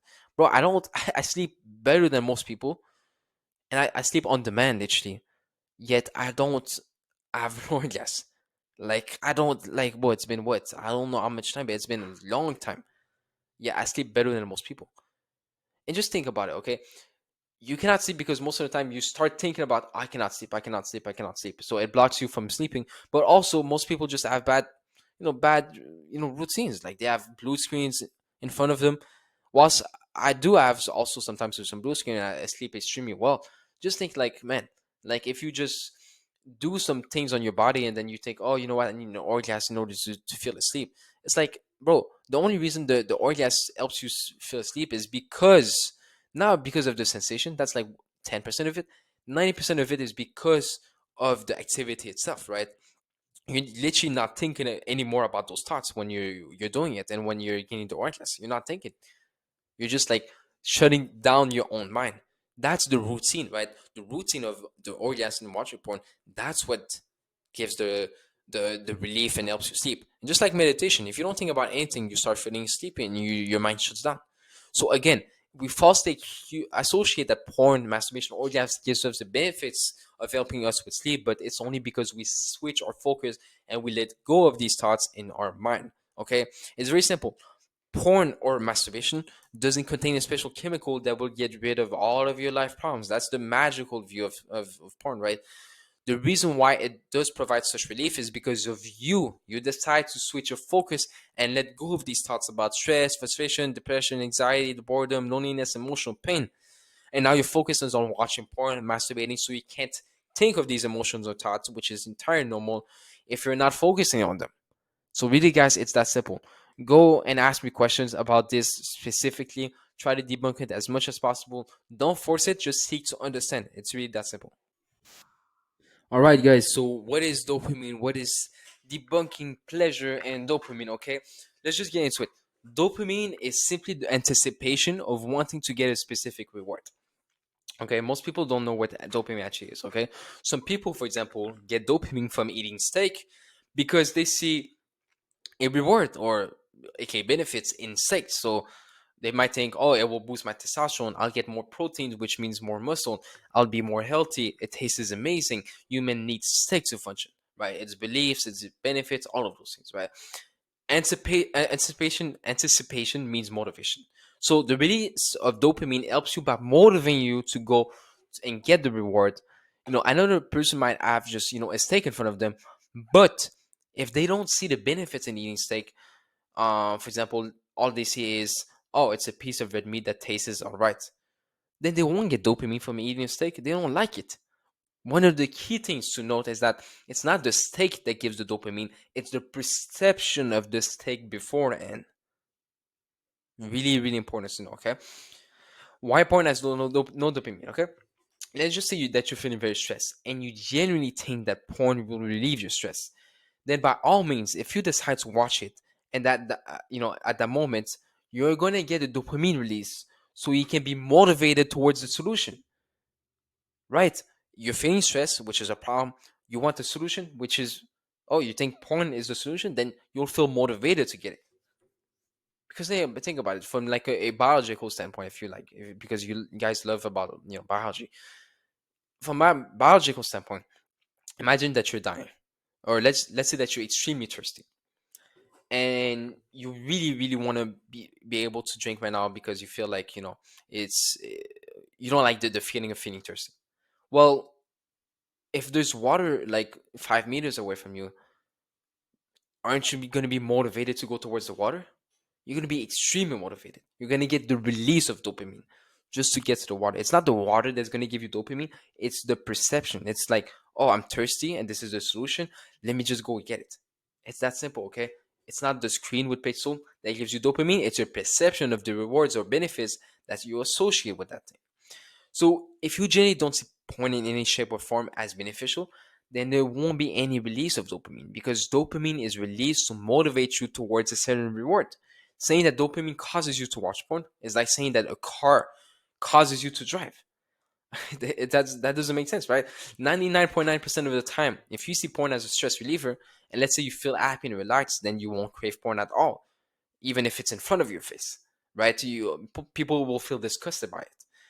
Dopamine simply motivates you to do something that you think will benefit you. Okay, you can't get dopamine from everything. You can't get dopamine from eating junk food, right? Let's just take two people. One guy might get a lot of dopamine from eating junk food and no dopamine from eating healthy foods, even though both of them that obviously junk food, people will say, oh, it's addictive because of fat, sodium and sugar, and humans have evolved to eat those to survive, whilst healthy food, people are going to be like, oh, because you need healthy foods, whatever, right? You understand my point. So one guy might love eating healthy food and never ever crave junk food, never ever even get dopamine from thinking about junk food or even eating junk food.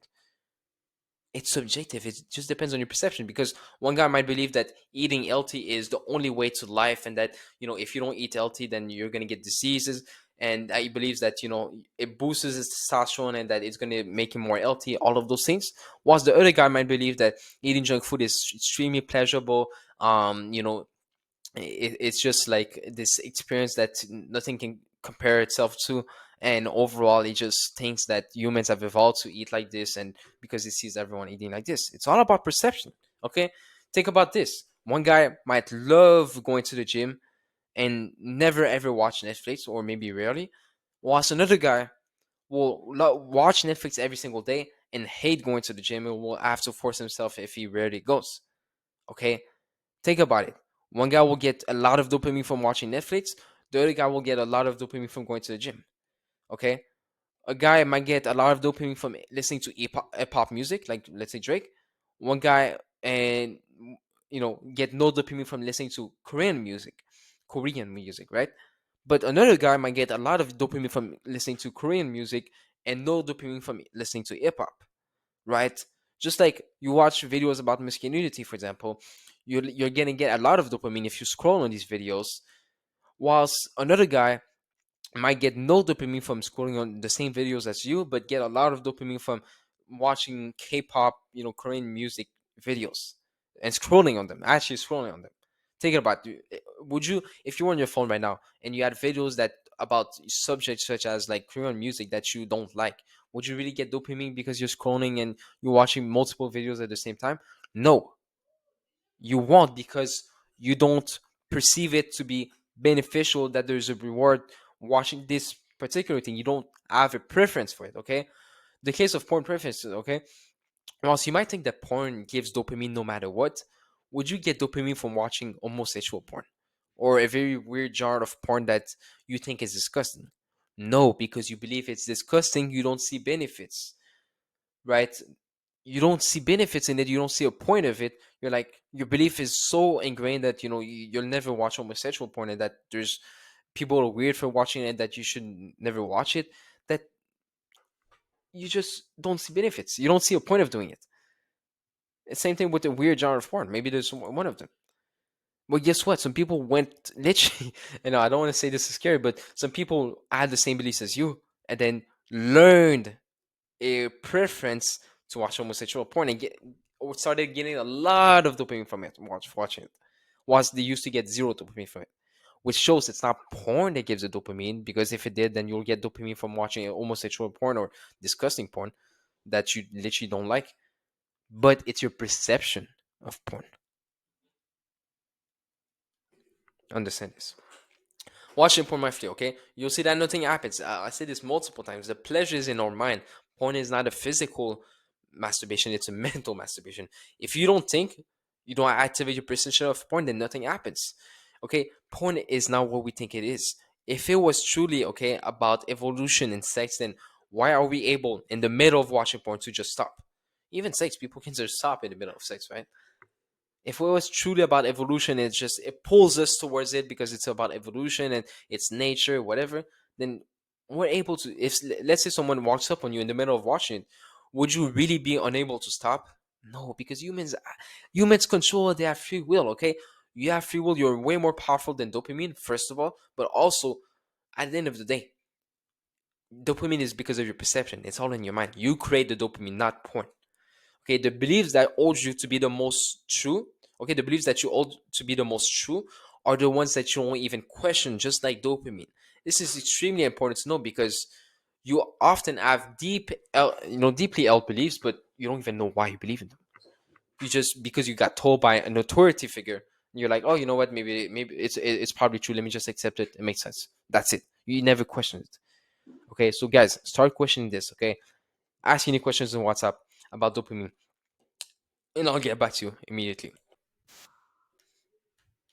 All right, guys. All right. So, debunking sex. Okay, let's do it. So here's the sad truth: we have constantly been told unconsciously, through movies, the internet, people's action, NoFap, your environment, whatever, that sex is the most important thing on earth, right?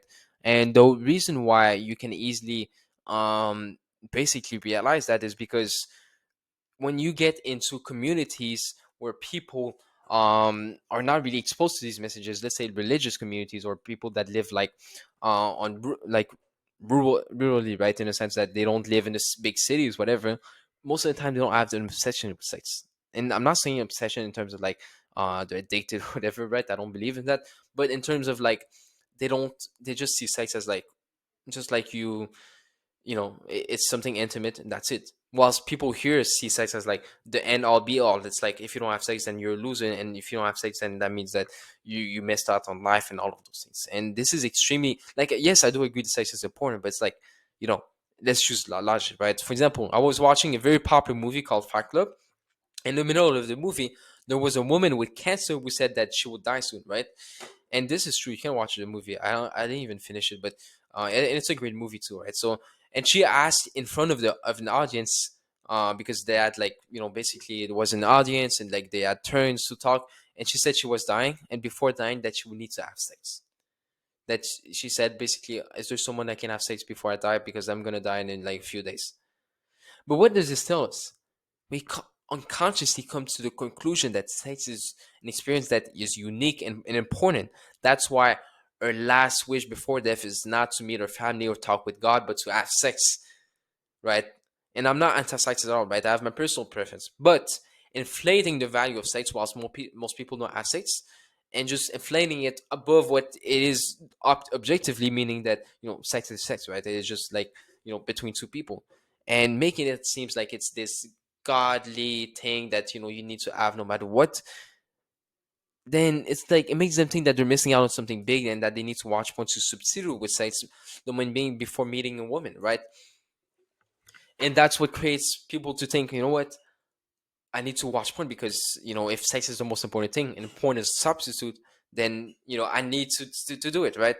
But think about it, is porn and sex the same? I want to ask you this: is a video of food and food itself the same?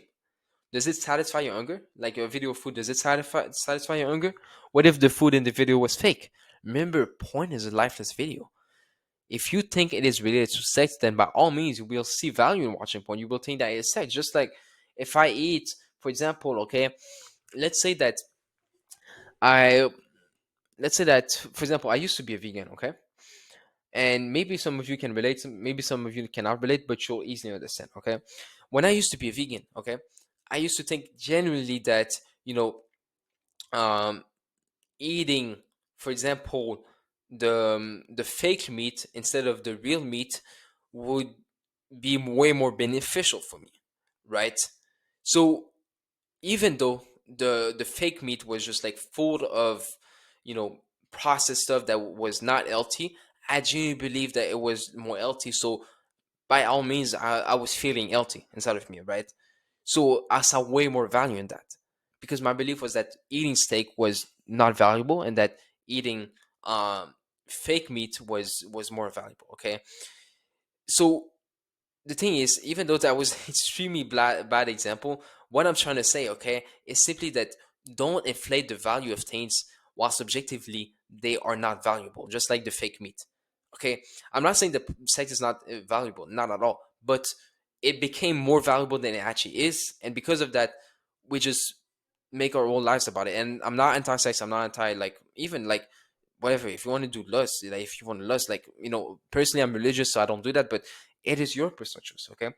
So just let's debunk it. If porn was truly about sex, could you watch the same porn video for the next 6 months? Remember, porn is a lifeless video. If you were to watch it mindfully without thinking much, you wouldn't feel anything, no arousal, no feeling or of having sex, nothing. Okay?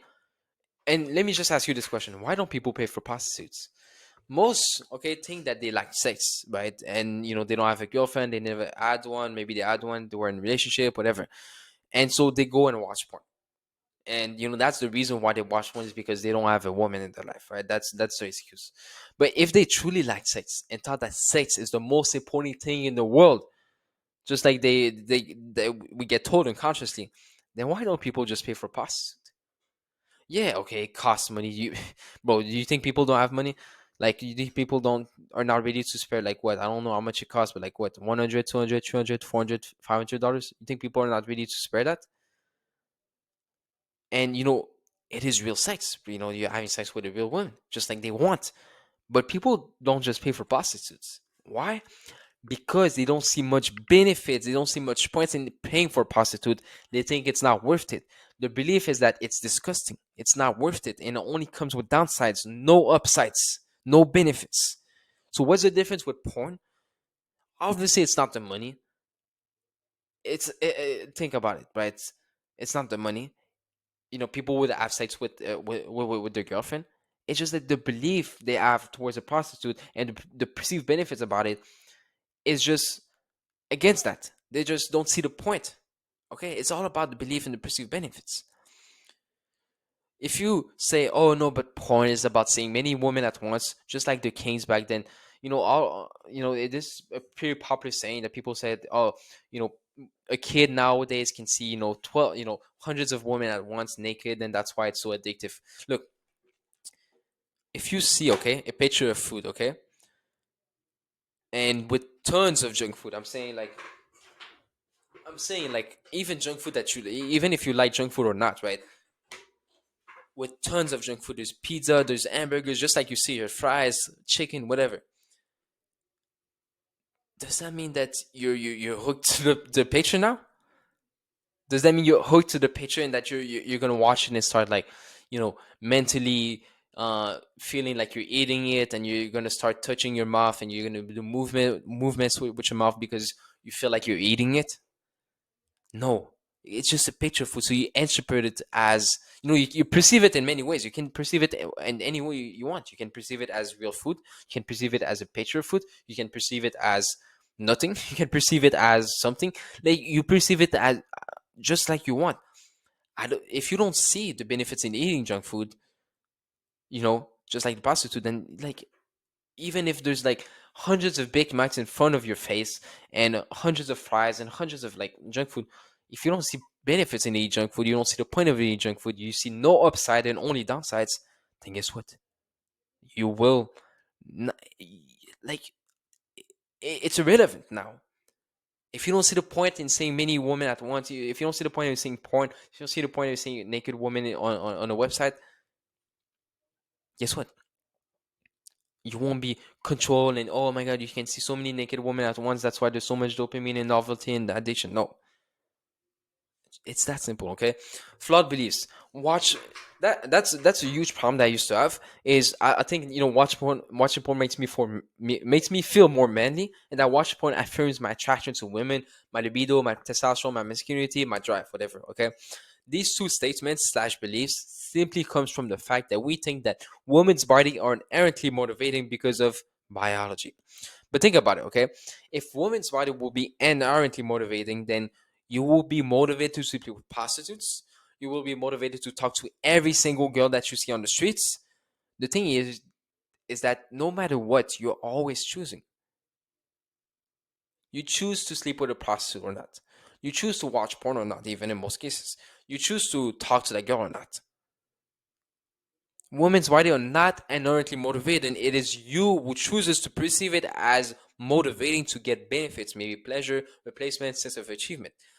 If I was motivated inherently no matter what, then that would mean that I don't have free will. I don't have the ability to make a choice. It's like, oh, I see something, oh, I'm motivated. No, I see something, I start having, the thoughts in my head being like, oh, is this motivating? Is this not motivating? And then I choose. That's how human works. It's normal behavior. You can appreciate a woman's body. I'm by all means, okay, please guys, make sure to understand that I'm not anti-sex, I'm not anti-porn, I'm not anti-masturbation, I'm not anti all of those things. Okay, I'm not anti oh, a woman should cover her body. I'm for those things, right? I'm for, like, women being modest, men being modest, no lust, no sex before marriage. I'm all for those things, right? I'm religious. But by all means, it's not about aiding women. It's not about aiding the body parts. You can still appreciate whatever like faith you are, a woman's body part. Let's say that you're married, right? Obviously, if you're, let's say, Muslim, then it will be different. You can still think that they're beautiful. You can still think that they have a nice body. It is your. I'm not forcing you to believe something. I'm not forcing you to choose something. Remember, you got to come to your own conclusion. You got to seek to understand and not just force yourself to believe. Okay, but it's not about aiding women. It's not about aiding women and trying to see not no beauty in them. It's simply about looking at a woman for what they are really are, right? Just like with the painting with the black. If you say, if imagine Mr. Universe with the black painting says to these guys, oh, instead of the black painting, let me put a woman, and then the guys, okay, let's say that um the guy said, okay, what is what is on the painting? And then one guy says, oh, it's porn. Another guy says, oh, it's a woman that is lustful, like is, let's say, like you know what I mean, like it's something that men would lust about. Then Mr. Universe will say, no, you guys are both wrong, you will never get what you want. Guess what? They just have these glasses by NoFap or porn, whatever, that tell them that, oh, if a woman is posting, like this, that means that she's lustful, and all of those things. And it makes no sense. I know I'm kind of rambling there, but let me just move on to this. Okay, it's simply about looking for a woman for what they really are, without the brainwashing it with Buffett. Okay, they are humans. They just have a body. They just like it's just a human body. Okay, there's curves. Okay, there's boobs. That's just a human body. That's the same case for every single body on the planet for a woman. You gotta understand. Stop putting it so much on pedestal because you think it's inherently motivating. No, it's not. It's you who chooses. You always choose. And I'm not saying this to put force on you. I mean to make you feel shame. Oh, you choose to look at women's philosophy. No, it is your choice. If you want to look at women's philosophy or not, it is your choice. But think about it. It's a woman's body. Even if you look at any place on her body, only you can feel triggered. Only you can make yourself feel like, oh, I enjoyed this. Only you have control. You always have control. It's not control, discipline, self-control, willpower. No, it's just like you you reason to start thinking lustfully about it. You reason to start think that maybe you should approach it. You reason those things. You reason to go and pay a prostitute. You don't just get forced to do it. Okay. Why do I have the urges? Why do I have the urges the longer I don't watch it? So you have an urge, which lasts a few minutes, not every day, which shows that it's not a need but a want. Because if it was a need, then you will be constantly craving it throughout the day. So do this important exercise. Okay, this is powerful. First, accept that you like to, porn, sex, lust, masturbation, whatever. Okay, because here we don't want to just have that shame and guilt. I mean, like, no, I don't like porn. I feel shame of watching it, whatever, because it clouds the real reason why you do it in the first place. That's the thing with shame and guilt, is that it clouds it, right? Okay, let's put morality aside. Let's just see what we actually like to get out of porn. Okay. Second thing, ask yourself why you like it. What does it genuinely give you? What does it provide to you? What are the benefits? In all honesty, be as honest as possible. Third, question yourself, okay? Whether on those benefits, do I really need to be doing that? Is it really biological? Is it true that I need it? Is it true that I'm getting those benefits? Is it true? So you start questioning your own beliefs that you thought were so true, but in reality, maybe there's flaws. I'm not saying they're not true, but you need to realize that you need to be open to new thoughts and perspective, okay? And fourth, list all of the benefits of not watching porn, because this will motivate you internally to just now watch porn, because now it's not about, oh, stop watching porn because it's bad for you. It's, oh, I am going to stop watching porn because of these benefits. It's not, oh, yeah, maybe I want to watch porn, but there's there's downsides, whatever. No, it's not like that. Okay. 5, accept / realize that humans have free will at the end of the day. They will always have free will. Humans always choose. Okay. So guys, it's really that simple. Do this exercise right now, and then ask me questions about it. You can show me the results that you got the answers you got from this exercise right now. So if you have any questions about the rest, just let me know. All right, guys, learn connections. Do we watch porn because of trauma, right? We often see all of the NoFap coaches always stating that trauma can either be the root cause or a trigger for watching porn, okay? So let me just get straight into the studies.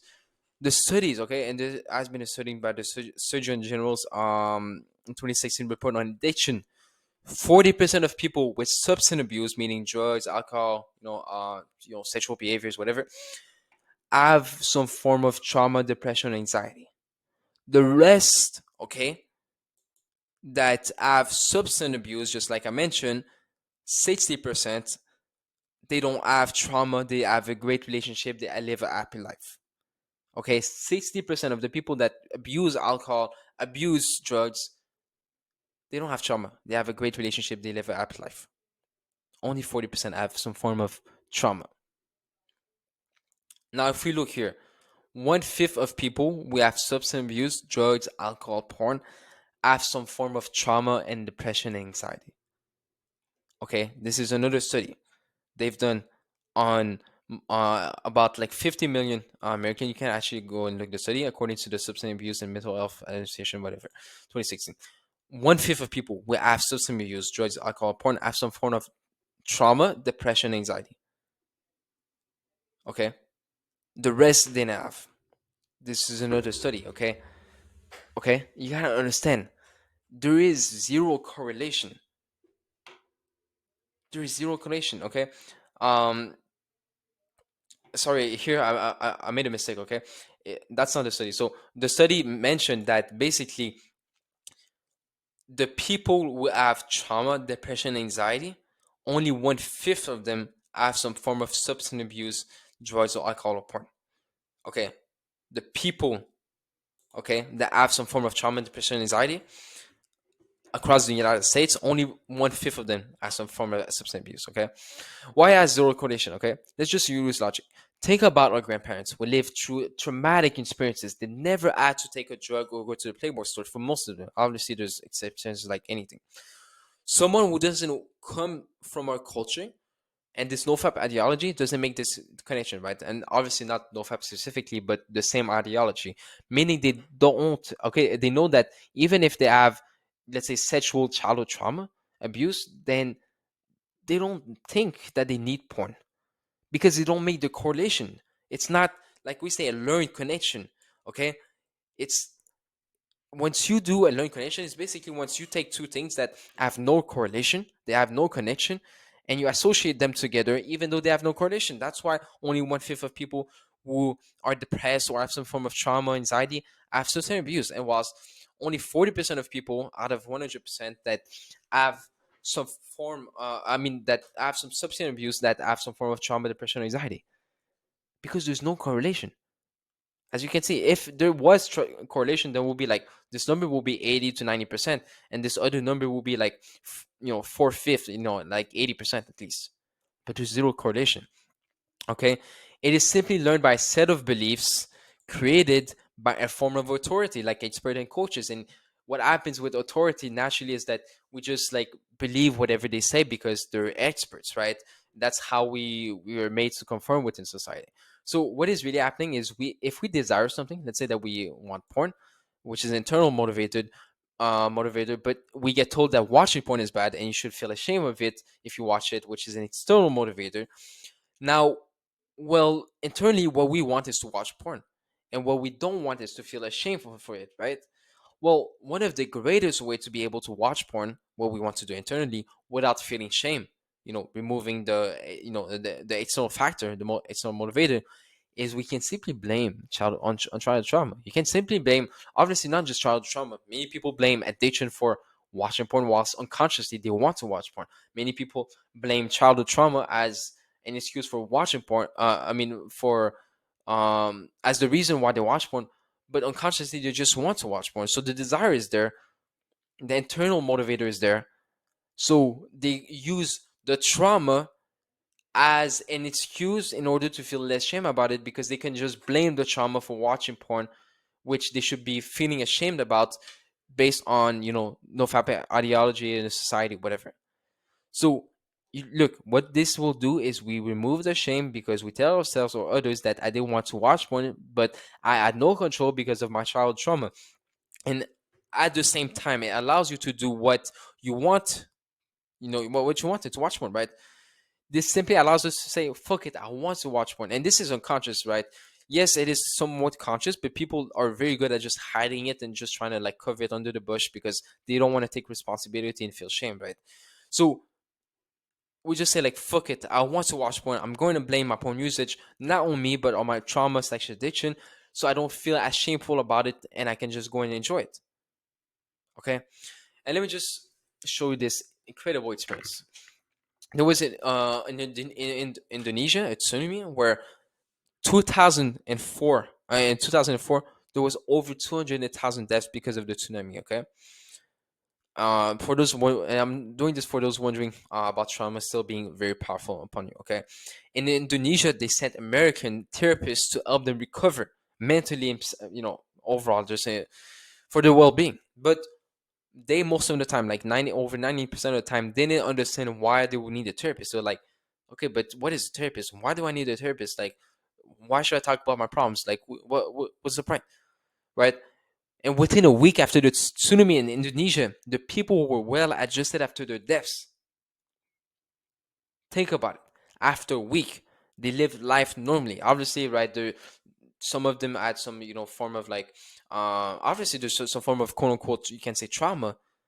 But if you look at the United States, if that was to happen, with our not just our weak mindset but our perception about those things, and how we're not like autonomous and that we're not powerful, like according to not according to, but like just internally, whether it's with God, just like with ourselves, we would just like, if such event happens to us, we would just be like in our bed for like 5 years and do nothing with our lives. But guess what? They just were adjusted because they didn't have those limiting belief that if something bad happens to you, just like deaths and like that, things of that nature, that now you cannot function properly and now you cannot do anything, and that you cannot, really, you'll be in pain for the rest of your life and you'll never recover. They don't have these beliefs. And naturally, objectively, humans are very resilient and they're able to adapt quickly, just like the cage giant, when we're looking forward. But when we're to look backwards, like trauma, and we start talking about those things, things go south. Okay, cause versus reason. Remember, we don't get forced into watching porn because we saw a woman on social media. We reason to watch it because we chose to, based on our beliefs or the benefits we perceive. This is just a reminder. But please, I'm not shitting on trauma. I did, myself, I got bullied multiple times, as you saw in the video. I got, multiple bad events happening to my life that most people would consider trauma, but I don't consider it trauma. I just consider it as an experience that I can learn from, or that I can just overall be grateful for, because it made me stronger. Like that's my perception. That's my personal perception. I don't think people should just adopt it, but it's beneficial to me. Right? I don't see trauma as, oh my god, man, I cannot do anything with my life for like the next few years because I had trauma when I was young, right? And I do, at the same time, I'm very like empathetic when it comes to such event happening. So I'm not shitting on trauma. I'm just saying that we are really resilient and that we can adapt to anything. So that's it. All right, guys, let's debunk biology. Is masturbation really rooted in biology? Do you see that Prius chooses to not have sex and not indulge in any sexual behaviors for like their whole lives? Why? Because they chose to, based on their beliefs. Does that mean that they go and masturbate instead? Well, maybe for some, you cannot tell 100%, right? But the majority don't. It's against their beliefs. This is not about forcing you to not masturbate. Okay, I'm not an anti-masturbator. I would never consider myself, you know, saying such statements, right? But this is about realizing that masturbation is not this irresistible force that you will have to face every day, and sometimes end up doing it because of apparently urges, right? And we debunk the urges. It's simply a choice that we make based on beliefs or the benefits that we perceive. A big misconception that people get is, this false belief of I need to get a release, right? And I'm not against a release by all means again, but I'm just about debunking this and really seeing the truth. So, you know, sorry for writing this here, but balls, and I said this before, balls can produce thoughts in your mind. You create them based on your beliefs or the benefits that you perceive. You don't have this mysterious urge to get a release. It's not rooted in biology, it's due to perceived benefits. Those benefits can be, it's a biological necessity, like a belief. Okay, that's a belief. It gives me pleasure. It relieves stress. Because think about it. When you feel on top of the world, you feel happy. You don't think, I need to get a release because I will have health problems. Okay, there's even a study, and this is very interesting. A 2016 scientific paper published by the sexual whatever, okay, that basically did a study on masturbation prostate cancer, because that's what people talk to when it comes to health, right? The author found of the study, they found no causal relationship between the two. In their own words, no direct cause and effect relations were noted in the 7 sample articles reporting protective relations between masturbation and prostate cancer. The actual way to decrease the risk of prostate cancer, according to researchers, having a healthy diet and working out. Pure logic. And go and find the studies that prove otherwise. That's one thing, okay?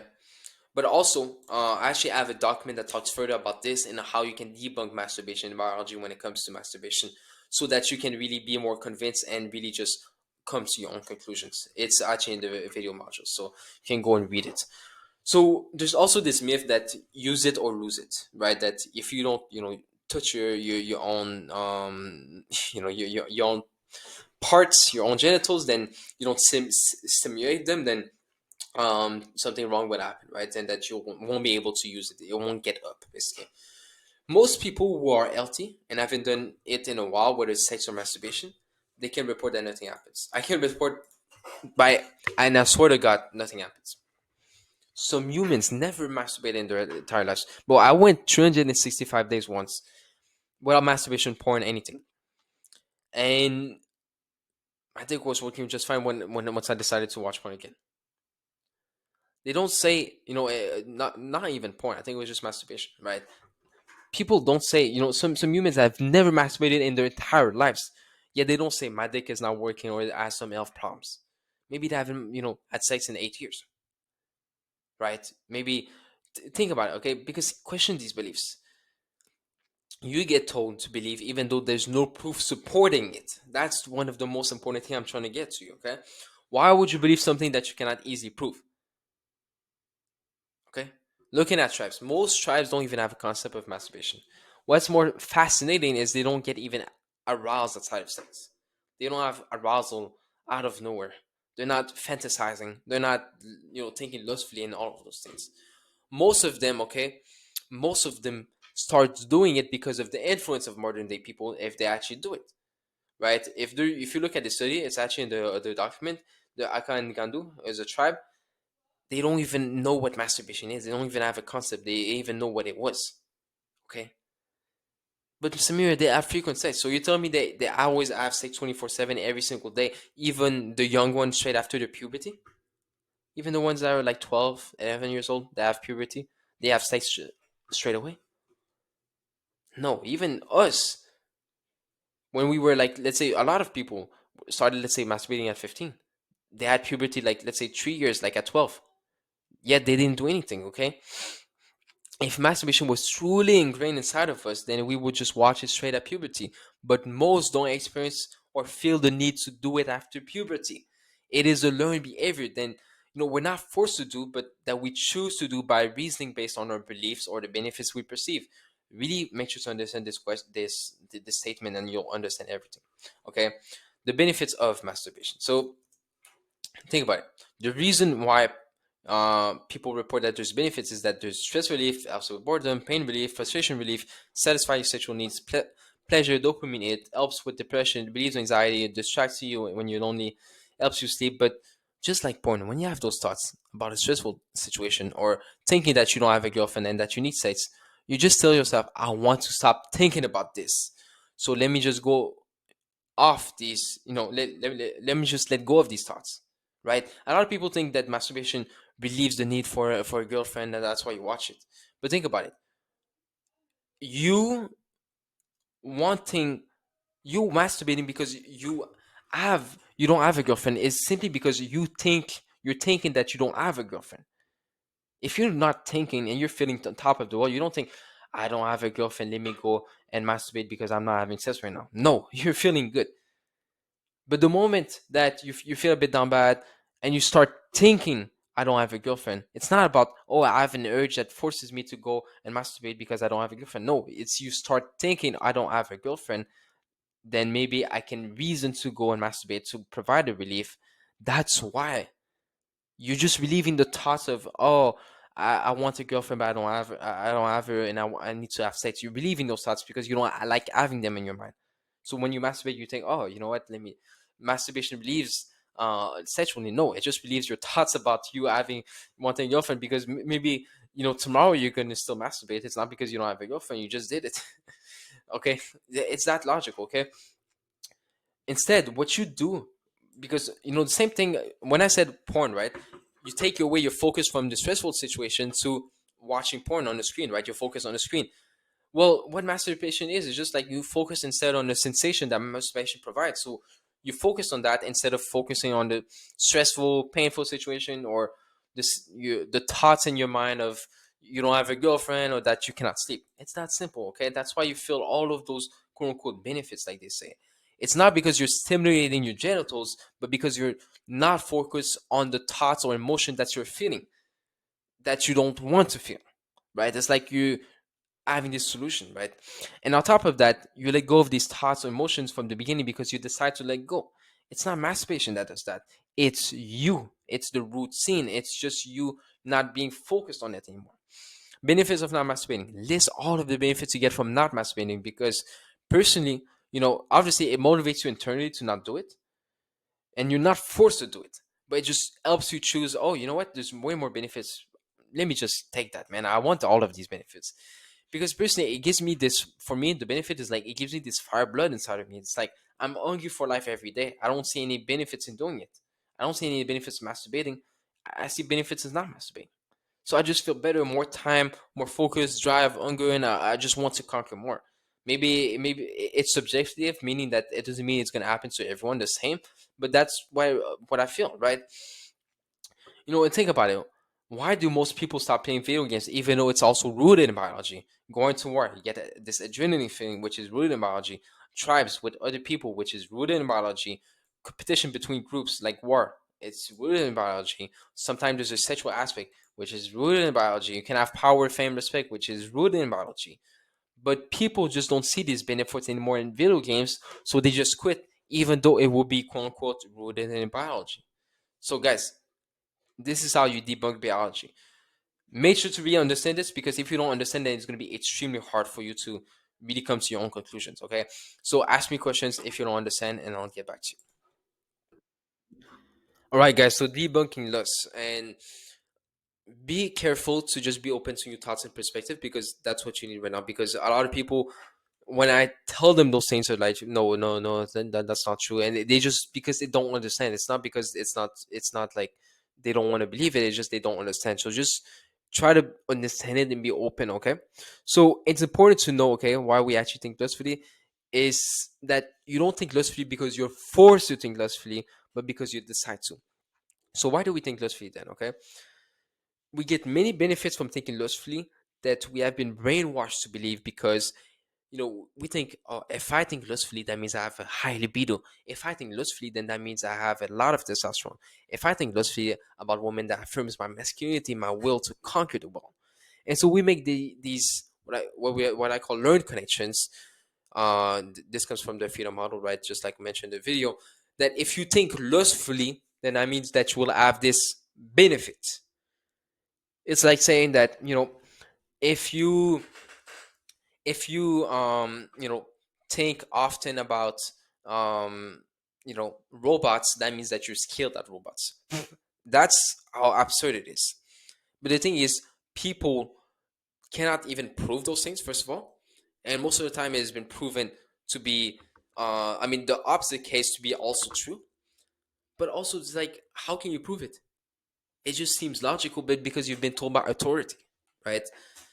If you don't think lustfully, then that means something is wrong with your libido, testosterone, masculinity. That's what you're thinking. So that's why you start thinking, you know what? I need to think lustfully, so I know that I have a high testosterone, libido, my will to conquer, drive, masculinity. So in order to get those benefits, you just start thinking lustfully. It's a self-fulfilling prophecy, meaning that because you believe something, you start acting according to that. It's like, imagine that you see yourself as an addict, just like we covered in the beginning. If you see yourself as an addict, then it becomes a self-fulfilling prophecy, because it is not even true that you're an addict. First of all, addiction doesn't exist. But because you perceive addiction to be true and you perceive yourself to be an addict, then it's like you act according to that, even though you're acting according to something that doesn't exist. Yeah, acting according to something that doesn't make sense. Just like it's the same thing here. Because think about it. How do you know that lust and libido are connected? Or how testosterone and lust are connected? Or how lust and masculinity are connected? Can people not feel lust and have a very high testosterone, libido, and masculinity? Yes, I've talked to many people like that, okay? You can even do your research. I think less about women personally, okay? Many people can report that as well. I think less about women and sex after quitting porn, whilst NoFap will tell me that you will think more about women and sex after quitting porn. Lust is not built inside of us where we can't control it and just it happens out of nowhere. Rather, we have a capacity to lust. Like, we have a sexual hardware, just like we have an hardware for fear in our mind, right? But we don't feel fear except if we reason slash deem something as scary. You don't feel fear out of nowhere whilst you're just walking inside of your room, right? Or you don't feel fear even when watching a scary movie, right? It's only if you perceive it, if you reason that this is scary and that you should be, feeling fearful about it, right? You don't feel fear out of every single thing, okay? And it's all about perception, okay? Just think about it. Tribes and arousal. I already gave you this example, but tribes were reported to not feel aroused or started thinking about lust or sex midday. They don't have to believe that lust is forced upon them. They just choose to feel lust according to the situation and benefit, which in most cases is before having sex, right? They just choose to activate it. But what about sexual energy? Okay, when you crave food, do you have a food craving energy? When you have a runny nose, do you have a tissue craving energy? When you see something scary, do you have a fear craving energy? It's all mental, man, nothing physical. You cannot even prove sexual energy. Tell me, please, a scientific or even just like logical reason why sexual energy exists. And I'm not saying this because I don't want to believe in sexual energy. I think it's a great concept, to be honest. Like, I used to attribute my success to sexual energy, but think about it, right? Like, it's just a concept. It doesn't exist. Like, you know, there's nothing physical about it, or else you just be. If it was really physical inside of your body, then you will be forced to just talk to random women at all time, and you'll pay prostitutes, and you'll just watch one for every second of the day. But that's not the case. Why? Because humans don't make actions because of sexual energy. They make actions because of the benefits. You crave food. You want the benefit of eating food so that you can feel satisfied. That's the benefit that you're looking. Or maybe it's pleasure. Or maybe it's a relief. Maybe it's relaxation. When you have a runny nose, you don't feel, you don't have tissue craving energy. You just see the tissue as the solution because you don't like it's like you're gonna get a relief from your runny nose and you're gonna get this benefit, right? When you see something scary, do you have fear craving energy? No, you just start feeling fear because you're like, you know what, I want to protect myself because if I feel fear, then I'm gonna be able to protect myself, which is a benefit. It's just that simple. Let's just go back to how things were, right? Just like the black painting. Always think about the black painting, the from Mr. Universe. You just gotta see. You gotta remove the glasses and just see for what it is. Maybe it's hard to believe at first, but ask me questions and I'll help you understand. Guys, how to live forever like the caged lion. It's extremely simple. Human beings are extremely capable of many things. That's why NoFap and addiction experts do such a bad thing, okay? And I almost say evil thing by telling you that you're addicted, that it's going to be hard to stop, right? They always tell you those things. Because humans by nature are extremely powerful. I'm not saying this in the egoistical way, like, oh, they don't need anyone. No, they're extremely powerful, creative, resilient, autonomous. They can adapt to any situation, just like the caged lion, okay? We are adapted. No, we're hardwired to just adapt to any situation in front of us. That's why you should never believe someone that say that you're hopeless, that you cannot do anything about it, and that you should just give up on something. Because humans are powerful, creative, resilient, and autonomous. You know, think about the people who choose to be vegan. They still manage to go years before deciding to stop, or if not their entire life as a vegan. I've been a vegan myself, like I said in previous videos. Even if and I don't I don't promote veganism at all, right? But that's another topic, okay?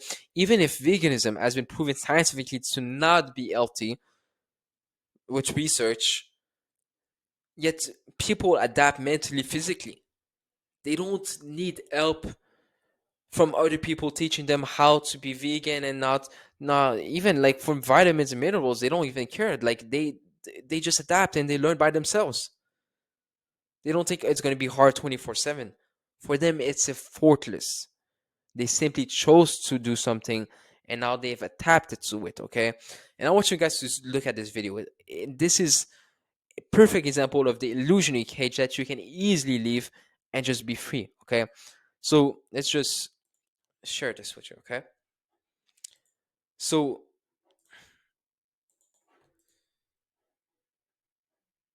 so look, you see here, okay? This is a spider.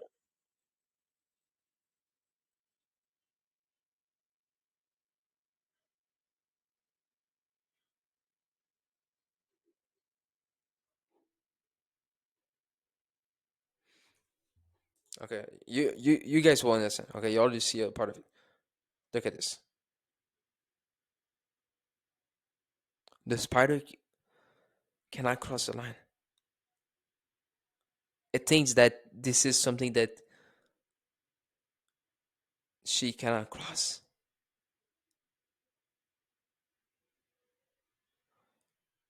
You see how crazy it is? Look, now trapped. Okay, trapped. Illusionary cage. It's not a real cage. It's an illusionary cage. That's what exactly what NoFap does. That's why when you leave, once this spider will leave this illusionary cage and just go and live its normal life instead of just being in this illusionary cage here, that's the moment it will be free. Okay, you'll see. Look, boom, finds out that it's not a cage, but still gets trapped. Okay, and this shows us that humans, okay, if we see that it's an illusion, if the spider sees that it's illusionary, it's just like a line and understands it, then it's like, as you can see here, or for example here, then it's like it can gain freedom. Yeah, it's a dumb example, but it is the truth. It's that simple, okay? You need to leave the illusionary cage of not just porn, but of NoFap and the addiction experts and find the freedom just like the cage lion will adapt it. Remember, human possesses all of the tools within to adapt to any scenario, just like the cage lion. So, guys, now that you watch all of the videos as of now, please make sure to ask me as much questions as possible on WhatsApp. You can bombard me questions. I'll send you a voice message. I'll respond to you through text messages or voice messages. We're up on calls and we'll talk about it. And you'll understand that this is extremely simple. I mean, as of now, you probably are free. Okay. So if you have any more questions, please let me know and I'll respond to you ASAP. So now that you finished the 2-hour course, I decided personally to add a few bonuses and add 4 different videos that are parts of my new courses for my students. And also one of them is a personalized video that I made for one of my students. So we're going to cover first, why you don't need to release, how to retain your semen for as long as you want to. We're also going to go over more in depth into how to be free forever, how to deal with what's going to come up as you leave porn and masturbation behind. And then we're going to go over how to build your own vision, as well as how to be constantly driven and hungry to work hard every single day towards that new life that you're going to pursue now that you left porn and masturbation behind. I highly suggest you watch these videos as well. They're very, very helpful and they're going to again change your perspective drastically and really allow you to quit effortlessly. All right, guys. So why you don't need to release? Okay, a lot of people have a bunch of fears related to not releasing, not ejaculating. But we're gonna tackle every single thing here so that you are left with a sex drive, right? You still have your sex drive, even it's probably even gonna be more powerful, and you're gonna be still having that desire to be with the opposite sex, with women. Okay, so we're gonna explore why you don't need to release, even though it might feel like a necessity. We'll discuss the benefits of abstinence, the nature of desires versus survival, and how our bodies naturally cleanse themselves. Okay, so is orgasm the most important thing? I want you to first ask yourself this question, because let's be honest, orgasms feels good. Okay, orgasms most of the time, if it's related to porn and masturbation, they come from I mean, they're basically fueled by the fantasy. What I mean by that is you're literally thinking about a scenario in your head where you'll feel good. So then when you have the physical sensations where if someone feels good, then it feels even more good, if that makes sense, right? And so because if you think about it, right, if you were to ejaculate, let's say you were to ejaculate by accident, you were like at work and your body was, I mean, your clothing was too tight and you ejaculated, it doesn't feel pleasurable. Like it just feels like you peed in that sense, right? It's like there's nothing special about it. But when we have the intention of making it pleasurable, obviously it's going to be pleasurable. I mean, just like a bunch of things in life, right? If I go play a certain game with my friends and I have the intention of having pleasure, well, I'm probably going to feel pleasure, except if except if something happens, right? So that's the thing, okay? Humans, when they have the intention of feeling something, well, they'll probably feel that thing, because that's the thing. You got to realize that the mind can create emotion. I mean, the mind creates emotions, basically. It's not that it just can create emotions, it's that it does create emotions. Emotions are cognitive products. But anyways, look, okay, if I were to give you 100 millions, okay, $100 million, but you can't have an orgasm, okay, let's say for the next 5 years, for the next 5 years, you can have an orgasm. Would you be able to do it? Or, I mean, would you want to do it in that sense? It's a tough question, but you'll realize that the pleasure from orgasm is something which we don't need and we're not forced indulgent, okay? Personally, I wouldn't trade $100 million to have, for example, a family, right? Like, because you need an orgasm in order to have a family in that sense, right? We all know why. But, for the next 5 years, of course, right? And that's the thing, okay? So that's what we got to realize is it is just also a question of value. It is a question of, yeah, it is just maybe a bit more valuable to you. You can like decrease the value. And this is the key thing. I know we talk about debunking, but something can still feel pleasurable to you, yet you choose to not indulge in it. It is that simple, okay? It's not like peeing, okay? I gave you this example in another video, but you don't need to release to survive. Unlike peeing, right? Where it's like if you hold it, it can obviously cause some problems. And you kind of like need to do it. Orgasms don't fall under the category of essential body functions in a sense of obviously your body has a natural way of cleansing itself, which we're gonna tackle in a few slides. But you can choose to abstain from extended periods of time from orgasm. It can be a few years, it can be a long time. I mean, there's people who choose to just never indulge in those things based on their beliefs without any negative health consequences, okay? And abstinence in real life, right? Just think about priests, monks, and athletes. These individuals choose abstinence for religious, spiritual, or performance, reasons, and their bodies don't suffer for it. Real studies shows that abstinence doesn't negatively impact your health. Okay, there's no studies to show that it's going to impact your health. The only studies are related to prostate cancer, and there's a study in 2016. If you read my book, you'll be able to find it that showed that prostate cancer and masturbation had no connection. Exercise and a healthy diet are what actually helps. Okay, so this is what you got to realize. You have been lied to in that sense. It's just crazy to me when we just look at it from like a third person perspective, how we just genuinely believe that, like, oh, if you don't have an orgasm, if you don't masturbate, your health is going to deteriorate and you're going to be in a bed in the hospital because of prostate cancer. But I'm like, what did happen to you? Did you ever heard of someone having that?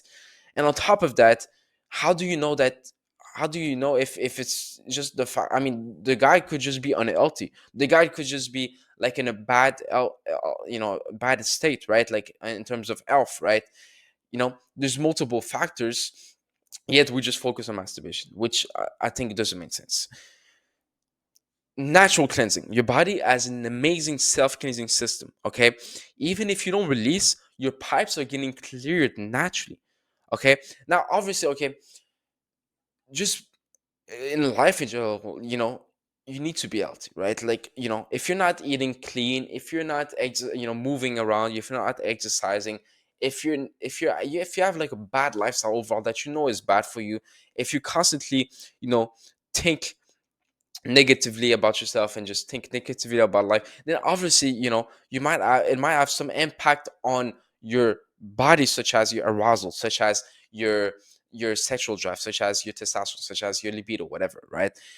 But other than that, your body, okay, it will work properly if you're healthy, okay? And your body has that's this amazing self-cleansing mechanism that even if you don't release your pipes, right, like your body, right, your genitals are getting cleared naturally. You're literally ejaculating on a regular basis, not a necessarily daily basis, but on a regular basis, even if you don't realize it. And how you do that? Well, through natural emissions, aka with dreams, which expels the unwanted semen, right? It happens when you stop masturbating. A lot of people masturbate for so many years that they think that if they stop masturbating, it's like they'll just hold it in, and they'll not they'll basically like explode at one point, just like when you hold in your pee. Well, you need to pee at some point, but that's not what happens actually. When you stop masturbating, even if it's been years that you've been masturbating every day, your body will just start after, I think, a week or two, based on personal experience, um start having wet dreams. Not wet dreams, like it doesn't mean that you're gonna literally have dreams where you're having sex, but it can just be your body like literally releasing by itself, right? um Whilst you sleep, obviously, and your body reabsorbs the semen, and that process doesn't have any negative side effects. You can do research on that. Both natural emissions and the body reabsorbing the semen have no negative side effects, okay? Cultural practices, okay? Your body doesn't just explode after a period of time that you haven't released. Rather, since we are born with an innate desire to be with the opposite sex, we will naturally go towards real women to satisfy our innate desire. This is what I like about not masturbating, not watching porn, right? One of the biggest benefits, I guess, in my personal experience is like having that desire to be with women, that natural desire that every man has, right? That is innate within us, and just being there, without being distracted and having the desire. So naturally you'll want to work to achieve that desire, to satisfy that desire. So what does that mean? If you believe, okay, and this is the thing, if you believe that the best way to get a woman in your life is to go to the gym, well, you'll be more inclined to go to the gym. You'll naturally just want to go more, and on top of that, you're not distracted, which means you have more time, you have more mental energy, you have more focus. So just think about it. If you have 4 hours, okay, let's say you take two guys. Yeah, if you have one guy, he's free for 4 hours, right? He has nothing to do, and he's just there, and he wants to be with a woman. He's never been in a relationship, whatever, and he has nothing to do. There's no distractions around him. And you have another guy who has a bunch of distractions around him. He has Netflix, he has video games, he has porn, he has social media, he has all of those things, and he has the same 4 hours. And he still wants to be with a woman. He's in the same situation. He has never been in a relationship. Who do you think is going to go to the gym or work on himself so that he can even attract a woman, or even talk to a woman in the first place, or even build projects so that he can attract women, whatever? Who do you think is going to be working towards it way more and achieve or satisfy the desire sooner? It's obviously the guy that's not distracted. Because the thing is, when you're distracted, you're not thinking about the desires, and desires is not a negative thing in that scenario. Okay, it doesn't mean that because you want to be with the opposite sex that your whole life is going to be about it. No, it's just like you have the desire, right? Just like, for example, sometimes you have the desire to relax, right? It's kind of like that, right? In the sense of you have the desire, and if you're not distracted, you're gonna act on the desire, right? And so that's the thing you gotta realize. And look, porn and masturbation are not gonna satisfy the desire. When was the last time that it did? Probably never, because a real woman is real. It is a human being, right? It can actually satisfy the desire because there's emotions involved. There's real intimacy involved. There are many things involved, right? Porn and masturbation is just something that you do by yourself. There's a huge difference. And most of the time, we just do it as a distraction, meaning that, we have the desire to be with women. And since we haven't satisfied it, we try to distract ourselves from the frustration of the fact that we haven't satisfied the desire and that we're not close or we're not worthy of being with women. So that's the thing. I want you to just like realize this. If you're not distracted and you want to be with women, man, you're going to be willing to do much more. You're going to be way more driven and hungry. That's the problem within society, not just with porn and masturbation, but with many things. People play video games all day long. People never get the chance to just reflect or, think. For example, when I go to the gym, I don't listen to music, right? I know in the video I showed my headphones. I only, listen to like 20 minutes of a podcast before I start my gym session. But what I can tell you is, uh, just not being distracted whilst I'm doing other things, right? Or even whilst I'm doing my work, for example, allows me to think about things that are meaningful to me, allows me to think about my desires and goals, allows me to just be motivated by thinking about those things. And that's literally key, because most people are distracted. And so you're going to be able to seize opportunities in life. You're going to be able to be willing to do more and so much more, right? These are just a few benefits, okay? Now, I want to give you the example of puberty, okay? Because a lot of people believe that we're just going to be inclined to have a release no matter what, just because of our hormones or just because of, our biology, right? Think about kids who haven't been exposed to masturbation in puberty, who haven't been exposed to porn, right? They often take years after puberty to have their first release. Yes, you're born, designed to be with the opposite sex and to have sex, but your body is very good at adapting to situations based on your will or desires. Okay, this is what you gotta understand, because it is innate. Okay, this is just like in animals, like innately humans know what to do, and this is, it's hard for me to explain. But for example, if a man innately is attracted to the opposite sex, right? A man innately, if he's with the opposite sex at one point, is going to know how to, it's like built in within him. He's going to know how to perform intercourse, right? But when it comes to masturbation porn, it is something that you need to learn. It is something that you need to be exposed to. It is something that you need to cultivate a taste for in order to pursue, which is not the same for real intercourse and for real one. Okay. So that's the thing, because many people, like 5 years after puberty, they start masturbating. 5 years. So that means within those 5 years, they've done nothing with their body. And also, many people start before puberty, like 5 years before puberty, at the age of 8, for example, at the age of 5. They get exposed to it, they start masturbating. There's not even any semen coming out, but they do it and they keep on doing it because they've been exposed to it and they've been told about it. So you see, it is purely a cultivated taste, as we say, a cultivated, liking. Okay. So the benefits of not releasing, I want you to really think about this. Okay. Some of those benefits can be subjective, meaning that they can be self-induced, but at the same time, a lot of these are objective. Okay. So meaning that they're going to be there no matter what. And when you quit porn masturbation, abstinence is not just about like avoiding negative consequences. It has so many benefits too. Okay. You're not gonna levitate. You're not gonna just have magical powers. Women are not just gonna flock on you and just like start approaching you out of the middle of nowhere just because of that. Okay, you're not just gonna feel so much confidence that you just don't care anymore. No. Thing is, you'll feel, and this is based on my personal experience also, and based on many people's experience, and it's just based on reality. You'll feel more drive and hunger every day.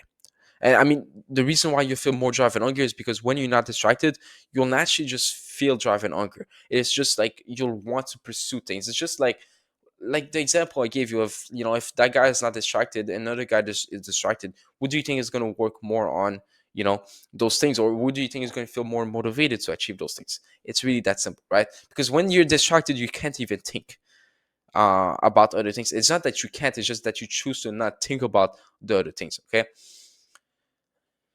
For me personally, I felt like I let go of the old version of myself and I was becoming a new version. That'd be more of a leader for other people, that I get closer to God, right? Which is objective.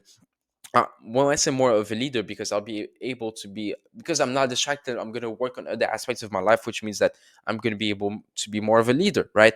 Um, I'll have more focus to achieve more in life, obviously, right? Because I'm not distracted. I wake up wanting to work on my dreams more, feel better, feel more masculine, more willing to take risk, challenges, and face fears and much more. Okay, because there's something about when you're not distracted, it's like you're willing to do more. you're willing to just go through negative things because it's like you're not experiencing anything, so why not just experience something in that sense? And if you really think about it, okay, yeah, you can be distracted, you can do whatever you want in life, but it is so valuable to just not be distracted, man. It's like you're just willing to do more, you're willing to actually experience life rather than just stay stuck in that distraction, right?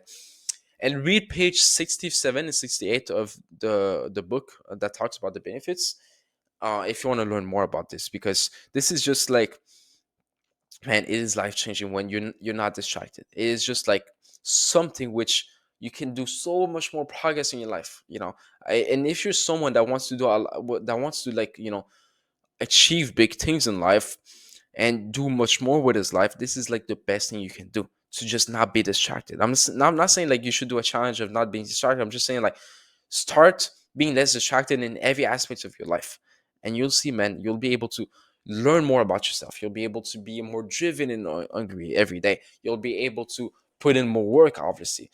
And, man, because we have a limited amount of time, do you want to spend that time just scrolling, just playing video games, just doing things that don't really give any, that you don't even really find enjoyable as much as real life, and that don't really give you as much value? That's the question you got to ask yourself. And we're not animals, okay? You got to understand, we're not animals living on instincts.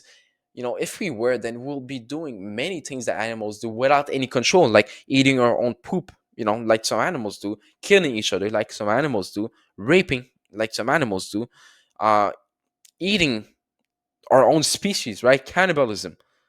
We used to do it. We don't now anymore. We're repulsed by the idea of doing it, right? We're literally repulsed. We're capable of making choices, controlling our desires, and choosing what's best for us. When I say controlling our desires, meaning that we choose when we want to indulge in what we desire. Okay, it doesn't mean you'll fight the desire to orgasm, because it's fully within your control, right? And you get to choose what's pleasurable, what pleasure you want to indulge in life, and what you want to do. Look, it's probably pleasurable. It will probably be pleasurable for me to go and play basketball today, but I don't want to. I just think that, it's going to take time, and I'd rather work on other things, right?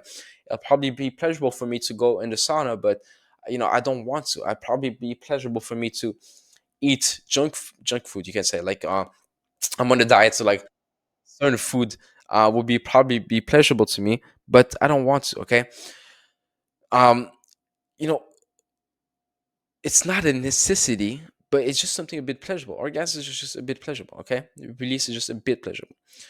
Releasing for the right reason. We're not doing semen retention of no fap, right? We're not counting the days with our orgasm. The reality is we can wait for as long as we want to, based on what we want to do, okay?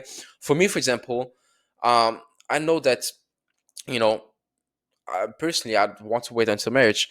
And, there are many people, there's people I coach, there's people I know personally that they just wait until marriage, and it's not that big of a deal. They don't even sleep around, they don't even talk to many women, right?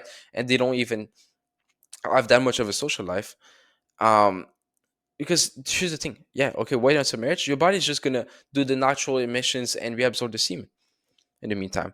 And in the meantime, you won't lose your desire to be with women or be intimate. You actually feel more of that desire because you're not going to be distracted. Remember, you're going to be less tired. You're not going to use all of that mental fantasy into, like, these videos or whatever, into masturbating. You feel better, more driven, more masculine. So really, guys, reflect on those things and you'll see your life will change forever. All right, so the don't worry final video. So let's get it. Video games against porn. Okay, most people easily quit video games after watching a few videos on YouTube that promotes the idea that it's a waste of time and doesn't help you in real life. It decrease. It's basically like you're decreasing the value to video games, and living life is way better. It's like the happier option, so there's more value to real life, right? That's a mental like kind of reasoning that people do, right? Now, the illusion of recovery. Okay, here's like kind of like the recovery from. I mean, this is porn, right? This is the cage of porn. This is the cage of NoFap coaching recovery. Okay. Now, the thing is, imagine that you add a recovery for video games. I mean, imagine that you thought that you were in a cage for video games, and on top of that, that you were because you were in a cage, you also need recovery. So that means you'll be like in those quote unquote two illusionary cages.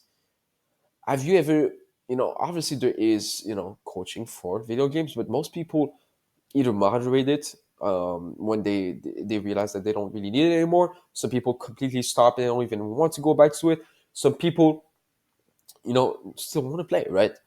That's how we see it. We don't see it as, oh my God, this guy cannot stop, he's addicted. Even though people sometimes play and get late to work, even though people sometimes play for too many hours a day, even though sometimes people play instead of going out, right? Is it because they're addicted? No, it's because they see it as something better. They just see it as something maybe more comfortable, and they'd rather be comfortable than going out, for example. Or maybe they hate their job, so obviously if they play video games, they're gonna have more fun there than going out to the job, right? It's really that simple. It's just people think that we have a disease, but we don't even say those things for video games, but we say it for porn. Even though video games and porn are kind of similar, they're both a screen, both mimic, like people say, both mimic real life, even though they don't, right? Like, I mean, in video games, you literally have sexualized characters. I mean, you have this, you're literally talking with real other people. You have like this tribe kind of effect where you're conquering, you're doing missions, you're achieving things, you're progressing, you're gaining rewards, you're going up the ladder in terms of whatever there is, like the ranks and everything, which is kind of things that people can do in real life, right? But yet people leave it like this, right? That's the thing. Because I just imagine you had video games addiction coaching. What would happen is, it could be like, instead of just like seeing video games as like something that maybe you do a bit too much, and that maybe playing real life could be a bit better. You see it as like, oh, now I have a problem, and you don't. That's the thing. Imagine you're like, oh, I'm getting coaching to stop playing video games. Now the kind of mental frame you're going to get from that is, look, I'm playing a, like, you're not even going to look at why would you even stop playing video games in the first place. That's the first thing, because you're going to be like, oh, today I tried to stop playing video games, but I couldn't, right? That's going to be your mental focus the whole time. Or it's going to be like, oh, I've been free from video games for like 7 days, but I know I might go back to it, but I need coaching. It doesn't work like that. We don't do it like, people leave video games without that kind of mental frame. Because just imagine that the mental frame, what's gonna happen is you're always gonna so much feel like deprived from video games.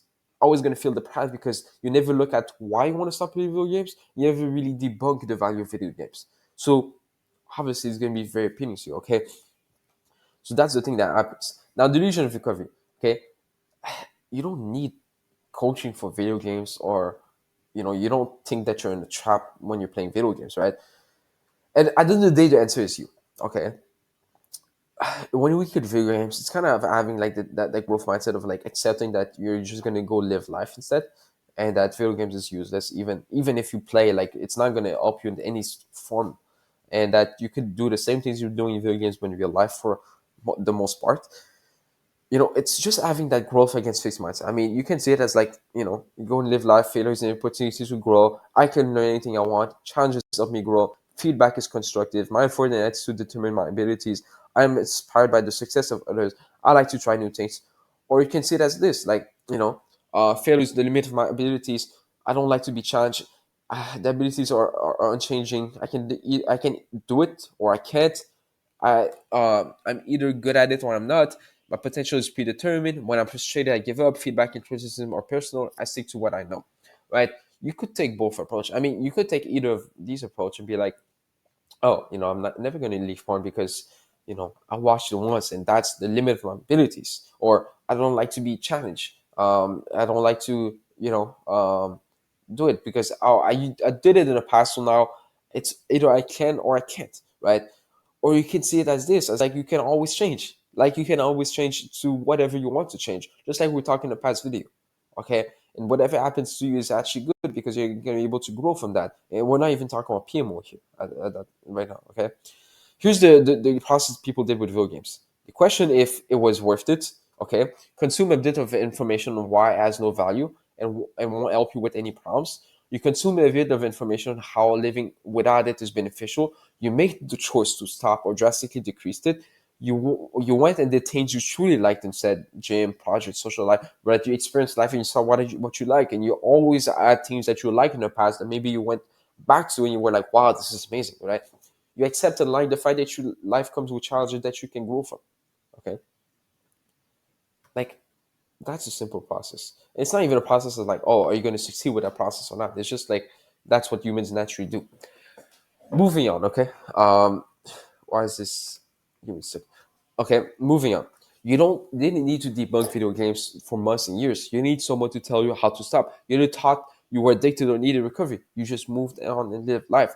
Obviously, the thing is, since there's not like this recovery ideology right now when it comes to video games, or when you maybe left video games behind, so maybe that's one of the reasons also like people kind of debunk further porn. But the truth is, this course, and on top of that, the coaching, on top of that, the personalized videos, on top of that, the book, right? Even if you just do like one out of those, right, or two out of those, whatever, or if you do all of those, depending on what you want, it's enough, right? It's not like enough like, oh, you're gonna succeed now, but just like you realize the truth and you don't need anything else besides the truth. Okay, so debunking, even if you still like porn a bit in the back of your mind, remember that we don't do everything we like.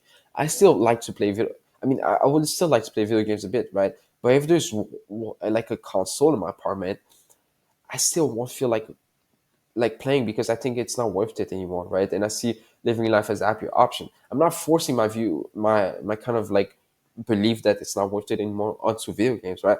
Like for example, I played like maybe 2 or 3 times in the past 3 years, if I remember correctly, right? Now it's not like, oh look, that's an achievement, right? And it doesn't mean because I played 3 times that it's like porn. You're gonna watch porn 3 times in the next 3 years. It's not like that. It's just that what happens is if I genuinely said, you know what, I don't want to play video games, then I wouldn't, right?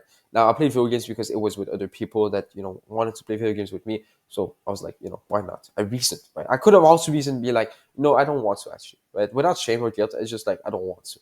But I don't see it as like a streak, right? If that makes sense, right?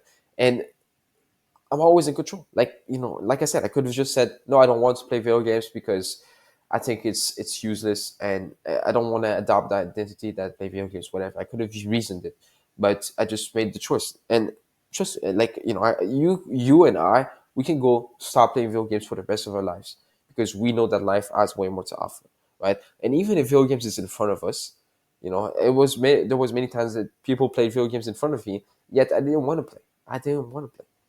Okay, it's not like, oh look, he's so good, he doesn't even want to play video games, he wants to play life. No, it's just like I reasoned like that's not what I want. I would see way more benefits in not playing video games, right? And I don't see video games as like this monster that's out to get me and that is going to kill me, right? For example, I still think that eating a McDonald's burger will taste good, but I don't see the point in doing so compared to eating healthy.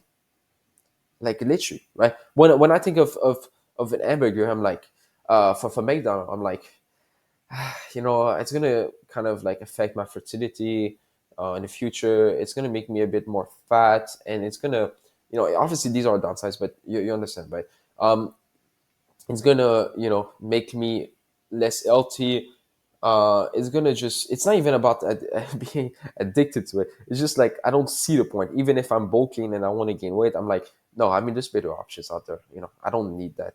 I would just eat it if I'm about to die and I need to eat it, or if it was like literally the only food and I'm starving, right? But other than that, I don't really see the point in doing so, right? Even if it probably tastes good, but mentally, I'm probably not gonna enjoy it. But physically, yeah, I mean, physically, yeah, okay. Mentally, I'm gonna enjoy the taste, but mentally, I'm not gonna enjoy eating the hamburger itself, right? And on the flip side, it's like if I don't eat it and I eat something else instead, I'm gonna feel better. I'm gonna feel more confident. I'm gonna feel more aligned with my purpose. I'm going to feel more aligned with my physique, with my vision of my fitness. With I know that if I eat healthy, I'm going to look better, and that means I'm going to be more respected. I'm going to respect myself more. I'm going to be able to have an insane physique, whatever. Right? That's how I see it, and that's why it's for me. It's like McDonald's is just a no for me. Okay. What if my desires stay? Let's say you lust. Instead of worrying about it, simply accept it. You don't have to indulge in it, but it's up to you. Thoughts won't make you do an action. The same way you don't feel shame when you visualize jumping off the building, taking drugs, approaching a woman, right? You don't feel shame about thinking of those things, right? And I seen this the other day. I think it was on Discord. Okay, um, this guy thinks like, oh, he has a baby in his hand. He's like, imagine I just throw that baby onto the wall, right? And he thinks about that, right? And he said, God, that would be awful. I believe thoughts like these are completely normal in any stream of consciousness. And it's the thought we choose to act upon those that we discard, rather than those we discard that really matters. Okay. But I still can't believe what dwells in the dark reaches of our minds. It's a human aspect we ultimately have to embrace. You are an extension of myself. I'm sorry of these for these thoughts, my bit of child, right? The thing is, even if you think of atrocities, you don't do them, most of the time, right? Obviously, like you can, but you don't, because you're always in control. And at the same time, these thoughts, at the end of the day, I don't want you to be like, oh my God, I have these thoughts of jumping off a building. It's shameful. I'm a bad person, whatever. No, deep down, it's just like, random thoughts, right? Because you just think about something, okay? Now, the thing is, same goes with PMO. I mean, you repeated that so many times. It's habitual thoughts, right? Like you repeated those thoughts so many times. It's like in short-term memory, meaning that you can think about it like this, right? And when you want to. So you will probably think about them, but they won't hold as much value anymore. And they're harmless. That's the thing. These are thoughts, they're harmless. And when you don't really see much value, just like I don't see much value in jumping off a building, then it's like, I'm not gonna do it, right? And even if I want to, yeah, I could, but I don't want to, right?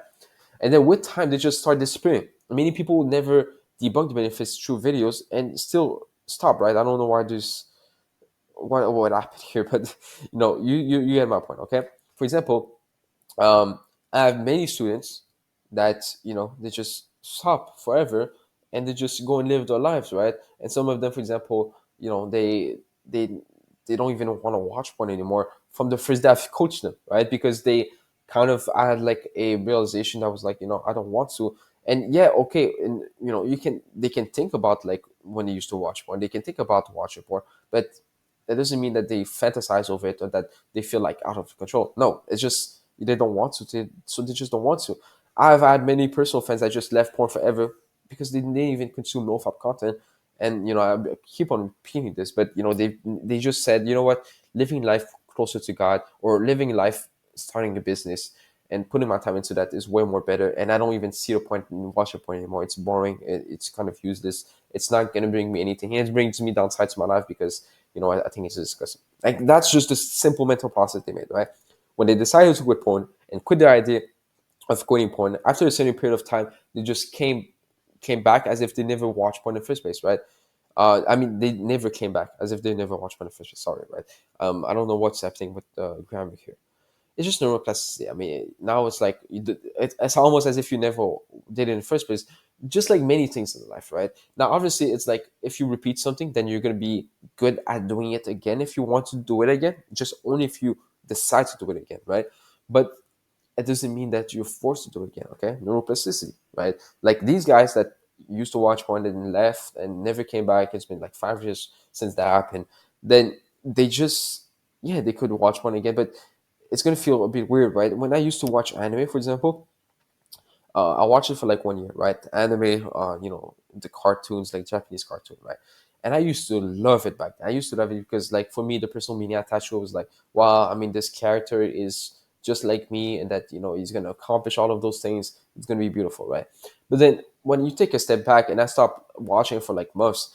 At first, when I wanted to watch it again, I was like, what's the point of watching again? And it's kind of like that feeling you're gonna get of like, it's not even enjoyable.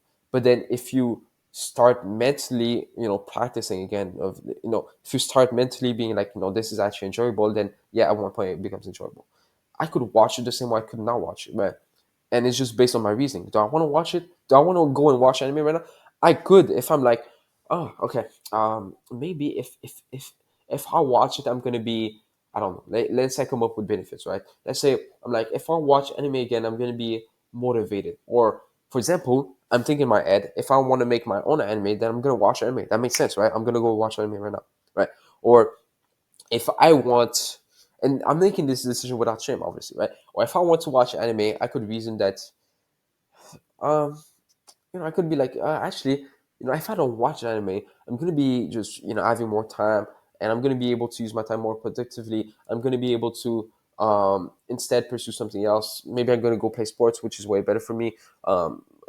maybe I'm going to enjoy more doing something else, whatever, right? You kind of like reason the benefits. Maybe it's like, oh, if I don't watch anime, it's not even about not watching anime. It's just like what you want to do, right? It's not like the only option in life is not watching anime or watching anime. Same way, it's not like the only option in life is not watching porn or watching porn. I mean, there's so many other options you have to do in life. I mean, you could go and play volleyball right now if there's a court near you. You can go and read a book. You can go and watch other videos. You can go and do push-ups. I mean, there's so many things, and you're not like fighting a battle of like, should I watch anime? Should I not watch anime? Should I watch a movie? Should I not watch a movie?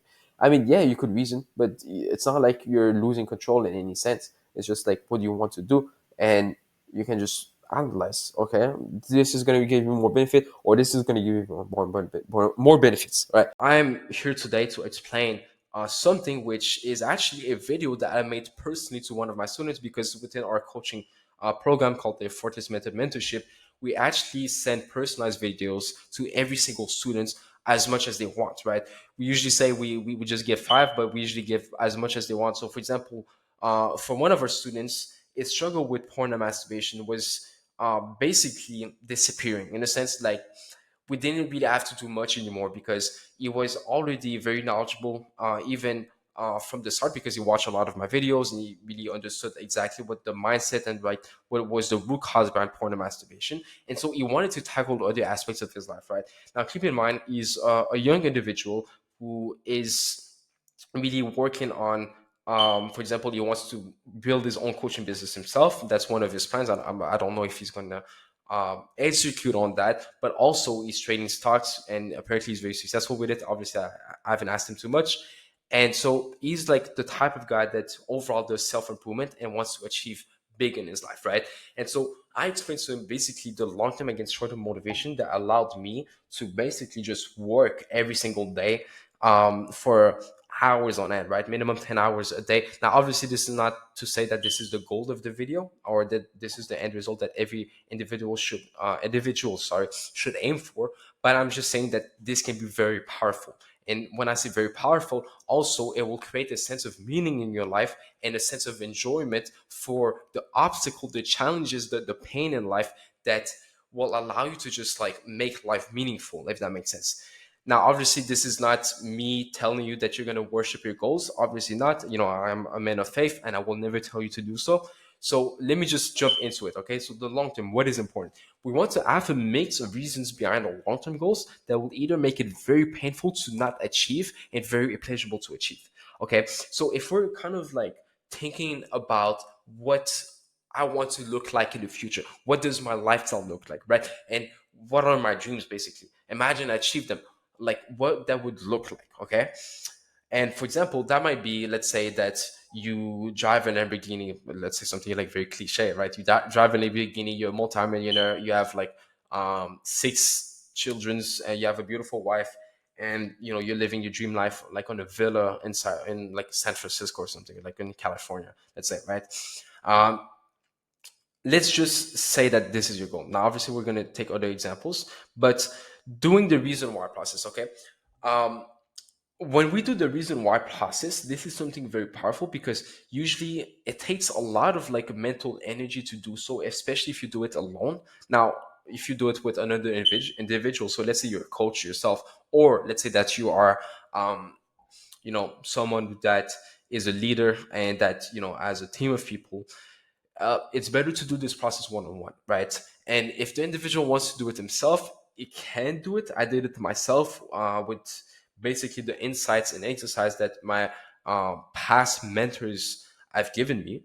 But I just want to say that it's way easier and way more efficient to do it with someone else, right? So the reason why process is basically where we use the Socratic dialogue. Now, what is a Socratic dialogue? It's basically just asking why for every single answer to any question. So, for example, if I say I want to retire my mom, right, then I'm gonna ask why. Or I want to retire my mom so I can feel better because she sacrificed a lot for me. Okay, why do you want to do? I mean, why do you want to feel better because she sacrificed a lot for you? Oh, because she literally collapsed, one day because she was working so hard. Okay, but what does that mean to you? Like, why do you want to not let that happen, right? Which is very obvious, right? Like we're asking like very obvious questions, but we want to really understand the individual on a deeper level. So, because when she collapsed, like I felt like I was a failure. Why did you feel like you were a failure? Because I just felt like, I couldn't do anything and made me feel powerless. And, I thought that she was going to die. Okay, but why don't you want her to die? Right. We're asking like very obvious questions again, right? Because if she does, then, I'd feel like I have this endless regret that I'd never been able to pay her back for everything she did for me. Now we're going from retire my mom to, I'm gonna be able to pay her back and avoid, and this is the important thing, avoid the very painful event of the regret of not being able to pay his mom back before she passes away, right? And on the flip side, we can also look at like, okay, if he actually achieves that goal of his, or that vision of retiring his mom, what kind of like scenery, what kind of like vision would he have? Now, what does that create? Okay, this is what we're going to explain in this video. That creates not only a conscious form of motivation or drive and argue, whatever you want to call it, but also an unconscious one. Meaning now he kind of like unconsciously takes actions every day, knowing in the back of his mind that this is what he's working towards to, if that makes sense. Okay. Um, so look, another example, if someone really wants to be in a relationship, right? Like this is this long-term vision, like maybe having a wife, right, being married, whatever. Then it could associate a lot of pain, right? Having like, some people call it like the entire vision, the painful vision, whatever. Um, and like for example, like, oh, if he doesn't get a relationship, maybe in his mind he imagines, or he visualizes a scenario where he's like this 30 or 40-year-old virgin who lost that life, and he's a loser based on society standards, and no one wants to be with him, not he doesn't even have any friends, and he felt like he's worthless because he didn't achieve any of his goals, right? Even though that's like an exaggerated claim, and I'm sorry for whoever is in the situation at that moment. I'm just saying this for people who have like, let's say for example, you're training like younger people specifically, because younger people in general, based on the people I coach, usually are the most optimistic, right? Because they know they're in their 20s, for example, or even in, they're still in their teenage years. They know they have a lot of potential. On top of that, the thing is, we grow up with the internet, right? Like they grew up with the internet, which means technically that they've been exposed to information that really promotes this idea that they can achieve a lot in life, right? And that they must basically achieve a lot in life to a certain extent to get um, to achieve their universal desires. So that might be, for example, feeling masculine, right? Being able to be an actual relationship, right? To have intercourse to that extent, right? Being able to do, to have like that status, right? Which are, you can say subjective desires in the sense that like not everyone wants it, but at the same time, it's somewhat universal because, we also grew up in a culture where this is glorified, and if you have that, then you can use that to your advantage to do anything else, right? Right. So that's the thing. Okay. So on the flip side, if he gets into a relationship, right, for that example, as soon as possible, right, let's say maybe within the next few months or years, he might have the vision of, oh, he's gonna be worthy, confident, attractive, better than my peers. What I like best to do with people is like to have like this kind of like one image or like one scenery in their mind where they're like, oh, imagine I have this, right? For example, one of my past like kind of like thought that I had in mind that really motivated me unconsciously to just take as much as action as possible is I was visualizing myself being with like let's say for relationship, for example, I was visualizing myself being in a relationship, being on top of a mountain and talking about like how we're gonna have kids, right? And that was like extremely meaningful to me. Now this doesn't mean that you need to have like something similar to me, but you can really just create things or like scenarios or imagine scenarios based on what is meaningful to you. Okay. Now here's the thing with the vision, right? Now that you have, let's say, a painful vision and also like a good vision in that sense, right? A painful and a pleasurable vision. we need to also have this backed up by a belief that the individual is worthy and capable of achieving these things if he takes consistent action towards those long-term goals, right? Now, here's the thing. There are many ways to tackle that belief that, oh, I can't achieve that, even though I know that I can technically if I put in the work, right? Sometimes it's just a very simple fear or worry that even if I put in the work, I don't know if I'm going to achieve it. So why even try in the first place? And that can be, for example, tackled by simply saying, look, a life, this is pretty cliche and maybe even cringe to say, but a life where you live and you try things, or that famous quote of get rich or die trying, is way better. And you give a list of reasons as to why it's way better based on what the individual desires. Okay, this is very important, based on what the individual desires in his life. What are like his reason why, what are like his visions, an example, right? Give him a list of reasons as to why like failure basically, or potential failure or potential success is way better, okay, than not trying at all, right? And you can associate a lot of pain with not trying at all, and basically also show a lot of reasons or proof as to why there are like basically no benefits. It's void of benefits if you do nothing at all, right? And that could be, for example, the most common example that people say, it's like, well, if you really work hard, first of all, your chances of not being successful are low, right? Like in the sense of, yeah, if your goal is to be a millionaire, maybe you'll get to six figures, for example, right? You can like use that example and give proof by showing other people that been able to achieve it, or you can even just like show constant proof and completely ignore the other people that failed, or you can look at the people that failed, pursuing the same goal, obviously, and say, oh, they didn't have this, they didn't have that, but I'm gonna have that, right? Which creates this conviction that they can actually achieve this, right? Now, on top of that, okay, we want to really make sure that they really see like the benefit in, for example, that can be something along the lines of, even if I build a business and let's say I fail drastically, right? Like nothing works. I make $0. At least I'll learn skills that I can maybe use for my jobs or for future business or for future opportunities. So now the action that they're going to take is not unvaluable, and there's actually a lot of value attached to it. So they're going to be more intrinsically motivated to do so, especially if it is aligned with their deeper reasons and motivations in life, right? And oftentimes, if the goal is truly means a lot to the individual, right, it might start cultivating this mindset of whatever actions help me get there, I'll enjoy it, right? For example, cold calling. I remember when I used to be cold calling, right? I kind of hated it, but at the same time, I liked it.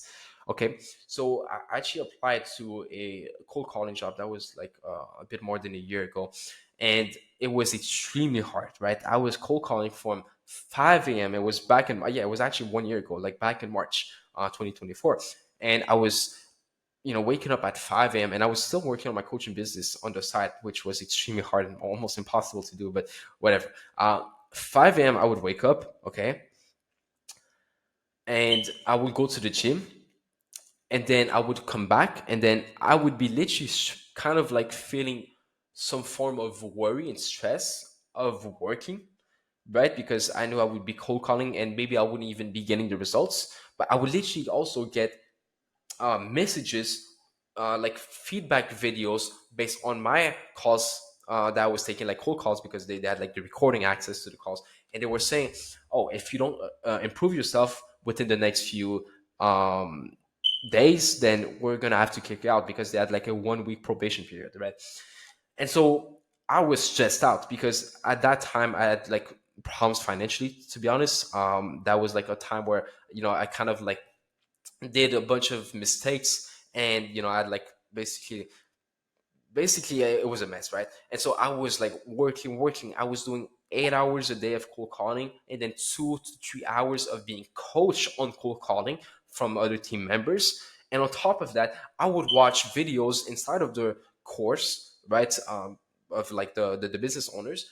And on top of that, I would practice some parts of the script in my free time. So I was doing like easy 12 hours in a day. And on top of that, I wanted to, for example, some days I would record a YouTube video maybe I think the videos are still up on my YouTube when I had like this other haircut that was like back in in March, right, in April. I would record videos, and so I liked though the idea of working hard, and I liked and I loved the idea of being rejected and building so much mental strength. I was willing to do this every single day for the next 6 months. Why? Yes, my life was worse in the sense that like I had um basically no free time. I was constantly stressed out, but I saw this stress and I saw this adversity and I saw these challenges as something which would help me tremendously in my long-term vision. I would build insane sales skills that will be transmitted to any endeavors that I will do regarding business, for example. On top of that, I would learn to be way more, you can say, I know this sounds very cliche and cringe, but masculine, because I would constantly face rejection, and I'll be better also at communicating and social skills because I was literally doing something that I was scared of. So I was overcoming that. And so I kind of saw it as, if I do this consistently, I'll be able to just really be a new man, right? And that's going to help me a ton with my long term vision. And that's going to help me a ton in my day to day, right? Which are the two things we're going to talk about. And so that's how I seen it. Okay, your perception of things is obviously like extremely important. Okay, so now we have okay, so let me just show you here, right?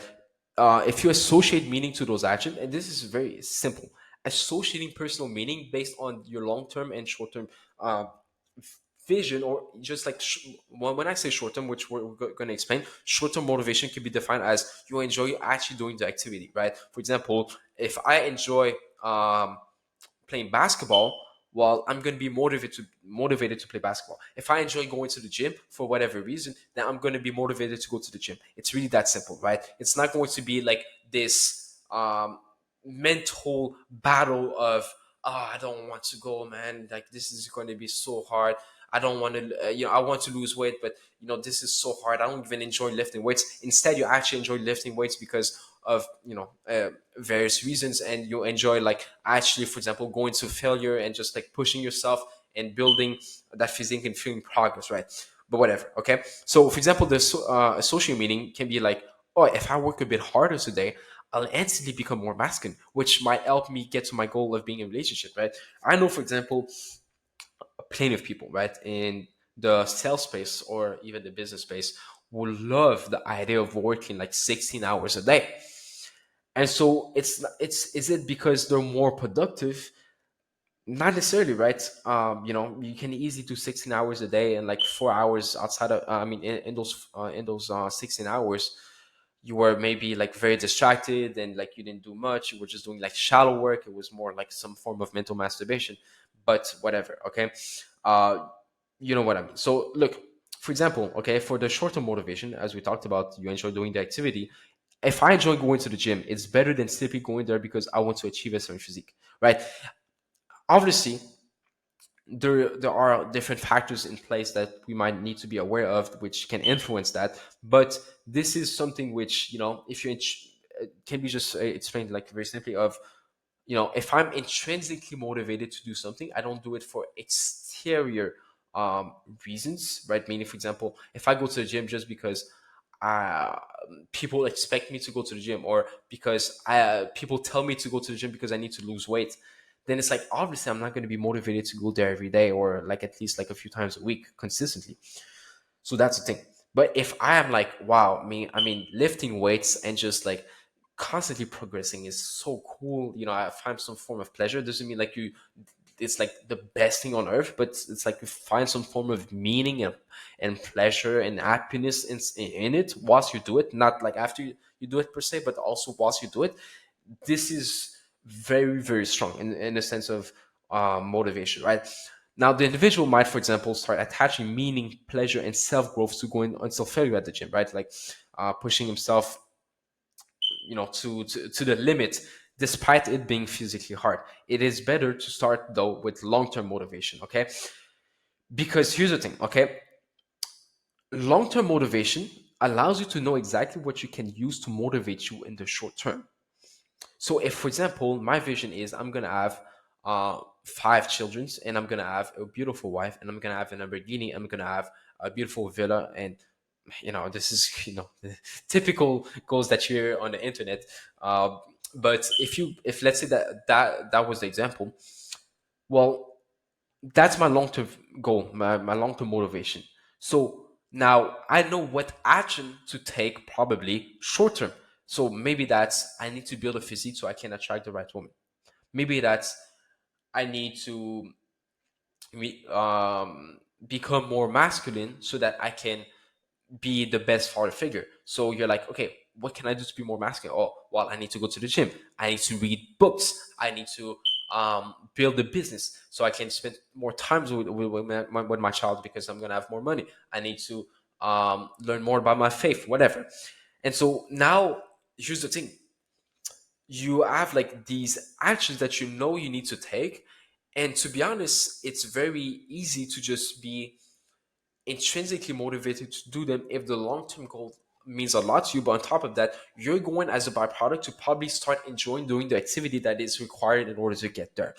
And look, the only kind of like downsides with it is like usually when you have a long-term vision, you like to kind of like take a lot of like the action that will allow you to get there. So for example, if I'm like, oh, I need to be financially independent so I can like provide for my woman and I can provide for my children and I can have that Lamborghini, that villa, well, you know that maybe you'll have to work 12 hours a day, right? And so sometimes working 12 hours a day with the fatigue that might actually come might be something which you um, not per se stop enjoying, but there's going to be days where it's not going to be as enjoyable anymore, but you're still going to have like that fire and that reason why behind it, which is going to allow you to be consistent though, right?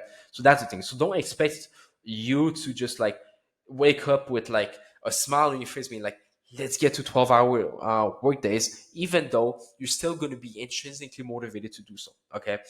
But I'm just saying, like, you don't like, our goal is not to for the individual to just like be so motivated and like feel so happy about doing the activity as if he was doing his as if he was, let's say, like playing his favorite sport, right?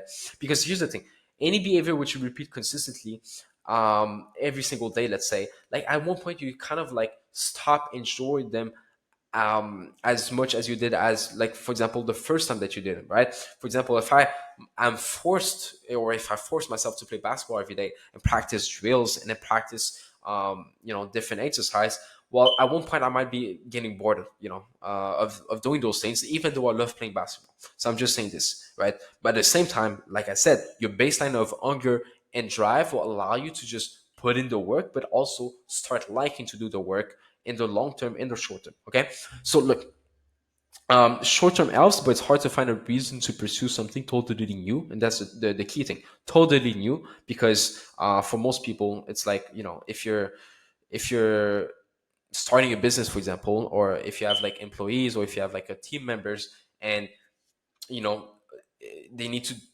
take a certain they need to take certain actions which is kind of like new to them or might be challenging to them. Well, it's kind of hard to just like it, if that makes sense, straight from the beginning, for no reason. And that's the key thing: for no reason, just because they're forced to, right? But once we attach that long-term vision, once we attach that personal meaning to those actions, that's when everything changes, and now the action is perceived differently, which allows the individual to take different action, right? So short-term is indeed important, but not as important as long-term.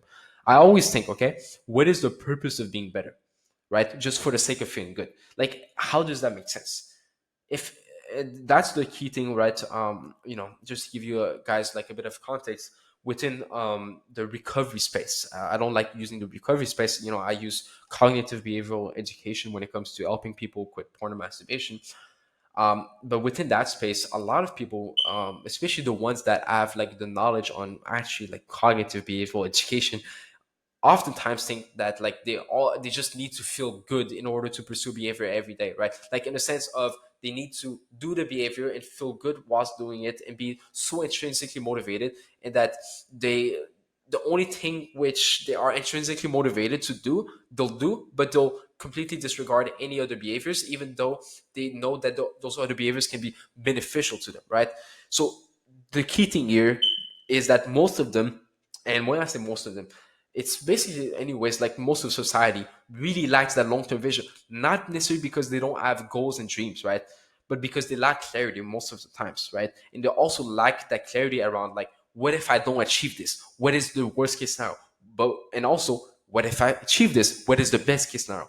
And creating that internal commitment to like achieve this no matter what is what drives humans to just take action every single day for years, for as long as it is needed, right? Just for example, right, think about how religious people are willing to do things they might not initially enjoy, but as they know the long-term gain, for example, paradise, right, uh, which is obviously the end destination, they start enjoying the things that are imposed upon them, and even start enjoying going against the grain or innate human desires, literally, right? You can just think about like the guys that, for example, completely abstain from thinking about women lustfully, or even looking at women in a lustful manner, right? Whilst other guys do the complete opposite, let's say non-religious people, right?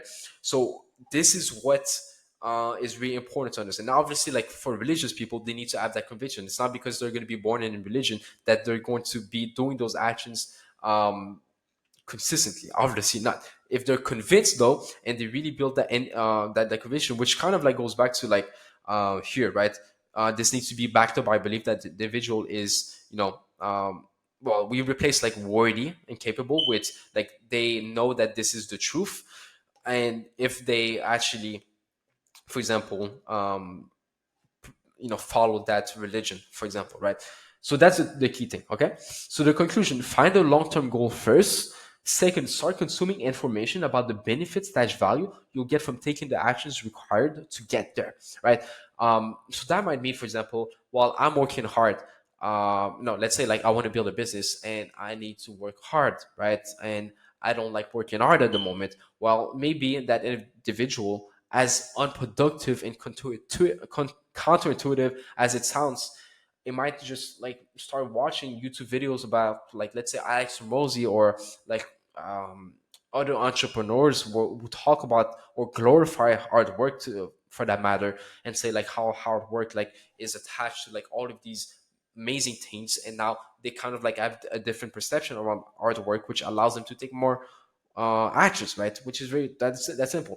And then on third, just actually take the action, right? Even if you're not like internally motivated, obviously find a long-term goal first. But even if you're not like motivated to do that action internally, please still take action, because you're going to find a way to start enjoying them, especially if you're doing the second step in the meantime, right? So if you guys want more insights, I'm going to drop more videos on this YouTube channel, but please let me know what you want to see next. I'm really here to just help people really with the whole mindset side of things, because to be honest, at the end of the day, we all know that, as cliche and cringe as it sounds, most things are like really just about your mind, right? It's not the physiological, but the psychological, that allows people to just do completely different things and achieve completely different things inside of their lives, right? So, hope this was helpful. Let me know if you guys have any questions in the comments section down below.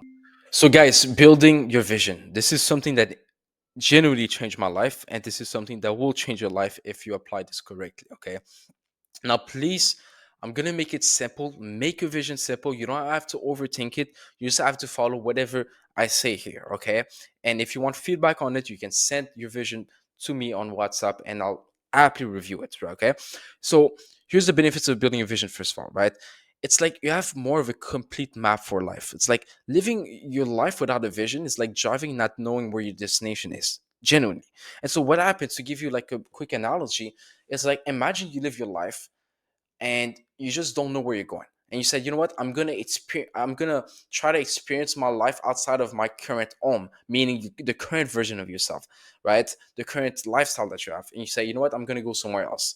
Well, yeah, you can go somewhere else, but if you don't know exactly where you're going, well, anytime you're gonna face some obstacles, some challenges, aka some um blocks and some hard times in your life, right, well, you're gonna feel like, you know what, I just want to come back to my home, aka I just want to come back to the old version of myself, who I used to always be, because this is what I know, this is where it's comfortable. I don't even know why and where I'm going, so why not just come back to my home, because this is hard, right? But when you do have that vision, when you do have that it's like you have like a Google map inside of your mind that you're following, and you know, okay, I'm going there exactly at this exact location, and I'm gonna stay there. So whenever you face challenges and roadblocks and, you know, obstacles, you're gonna be like, well, I'm going there anyways. I'm soon there, right? I'm working myself to be there. I don't need to come back to the old version of me, aka my home, because you know, I'm going to that destination every day, right? This is the power of it. And what's very powerful about it is if you really think about it, well, you know, as men, we naturally kind of like compete when it comes to career, when it comes to relationships. Not saying like we are like savages that compete and want to beat everyone and that we have a bigger ego, but in a sense of obviously there's things that, you know, are limited and that we can stand out when it comes to um compared to other people. And having a vision is a way to stand out and be more of that leader, be more like different in that sense, not in terms of pride, not in terms of ego, but in terms of just being able to lead, being able to be someone who, you know, has that advantage in his life. Like for example, if you see someone like, let's say, successful, like he's married, he has a family, he has a very good job or a very good business, well, naturally you'll want to maybe be led by him, like you're asking for advice, and you can be the same guy in that sense, right, for other people, for your loved ones. You also naturally stop caring about the small things that bothers you because you'll be more focused on that. Not like your whole life will be about accomplishing something, but you'll naturally be moving towards that instead of just thinking about the small things that bothers you day to day. Okay, you'll be more respected by others, like as I said, right, and yourself, because you're adding somewhere else in life rather than just staying the same person your whole life. Okay, and the same person your whole life, well, you can do it if you want to. There's no problem with that. It's just that for a lot of people, that means that, you know, staying the current version of themselves to a certain extent can be negative. It doesn't have to be, but for some people, right? And so also you'll naturally be looking at the bigger picture, which will allow you to work harder, lead others, face challenges and adversities with meaning. And this is a key thing. Every, you can say like big guys, right? You don't need to be like a big successful guy who has millions of dollars. Obviously not. This is not the purpose of a vision. Your vision can be as simple as, I just want to have a small home with two children and just a wife and just live my life peacefully, right? It can just be like that. Okay, so here's how you build your vision. You want to be clear on different these aspects of your life. How would you feel? So the goal basically with a vision is to have clarity on exactly where you're going in life in terms of who you want to be and what you want to do. Okay, so how would you feel? Confident, fulfilled? How would you act as a leader, masculine? How would you think? You know, maybe you would not care about other people's opinion. These are just examples, right? And these are not things to actually use, but just examples. And so then what do you want to achieve in multiple areas of your life, right? For example, maybe it's the money, the way of living, like the lifestyle overall, the physique, your faith, your relationships, your social skills, your leadership, right? Or any other aspects of your life which you deem as important, right? Based on what you want, not based on what I want or based on or what other people expect of you, but based on what you want personally. Okay, your lifestyle, where do you travel if you want to travel? What do you eat? What kind of diet? How do you dress? Your hobbies? What does your relationship with your woman look like? Are you, I don't know, like married? Like, do you, you know, what kind of day to day you live with her? Whatever, right?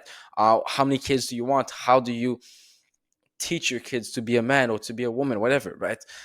Just be specific with those things, but at the same time, don't make it too long, okay? Because the thing is, you want to read that every day as much as possible, basically. I mean, you know, I used to read my vision every day for so many days in a row, like for months, okay? And it changed my life because subconsciously and unconsciously, I was like going there and I was aligning my actions with that. It's nothing magical. It's just in the back of my mind, I was like, this is the end destination I'm going. So let me align my actions with that as much as possible, just naturally, okay? When it comes to purpose, what's the thing you want to change in this world that you can do if you become a great leader, that you can do if you become that version of yourself that we're talking about right here, right?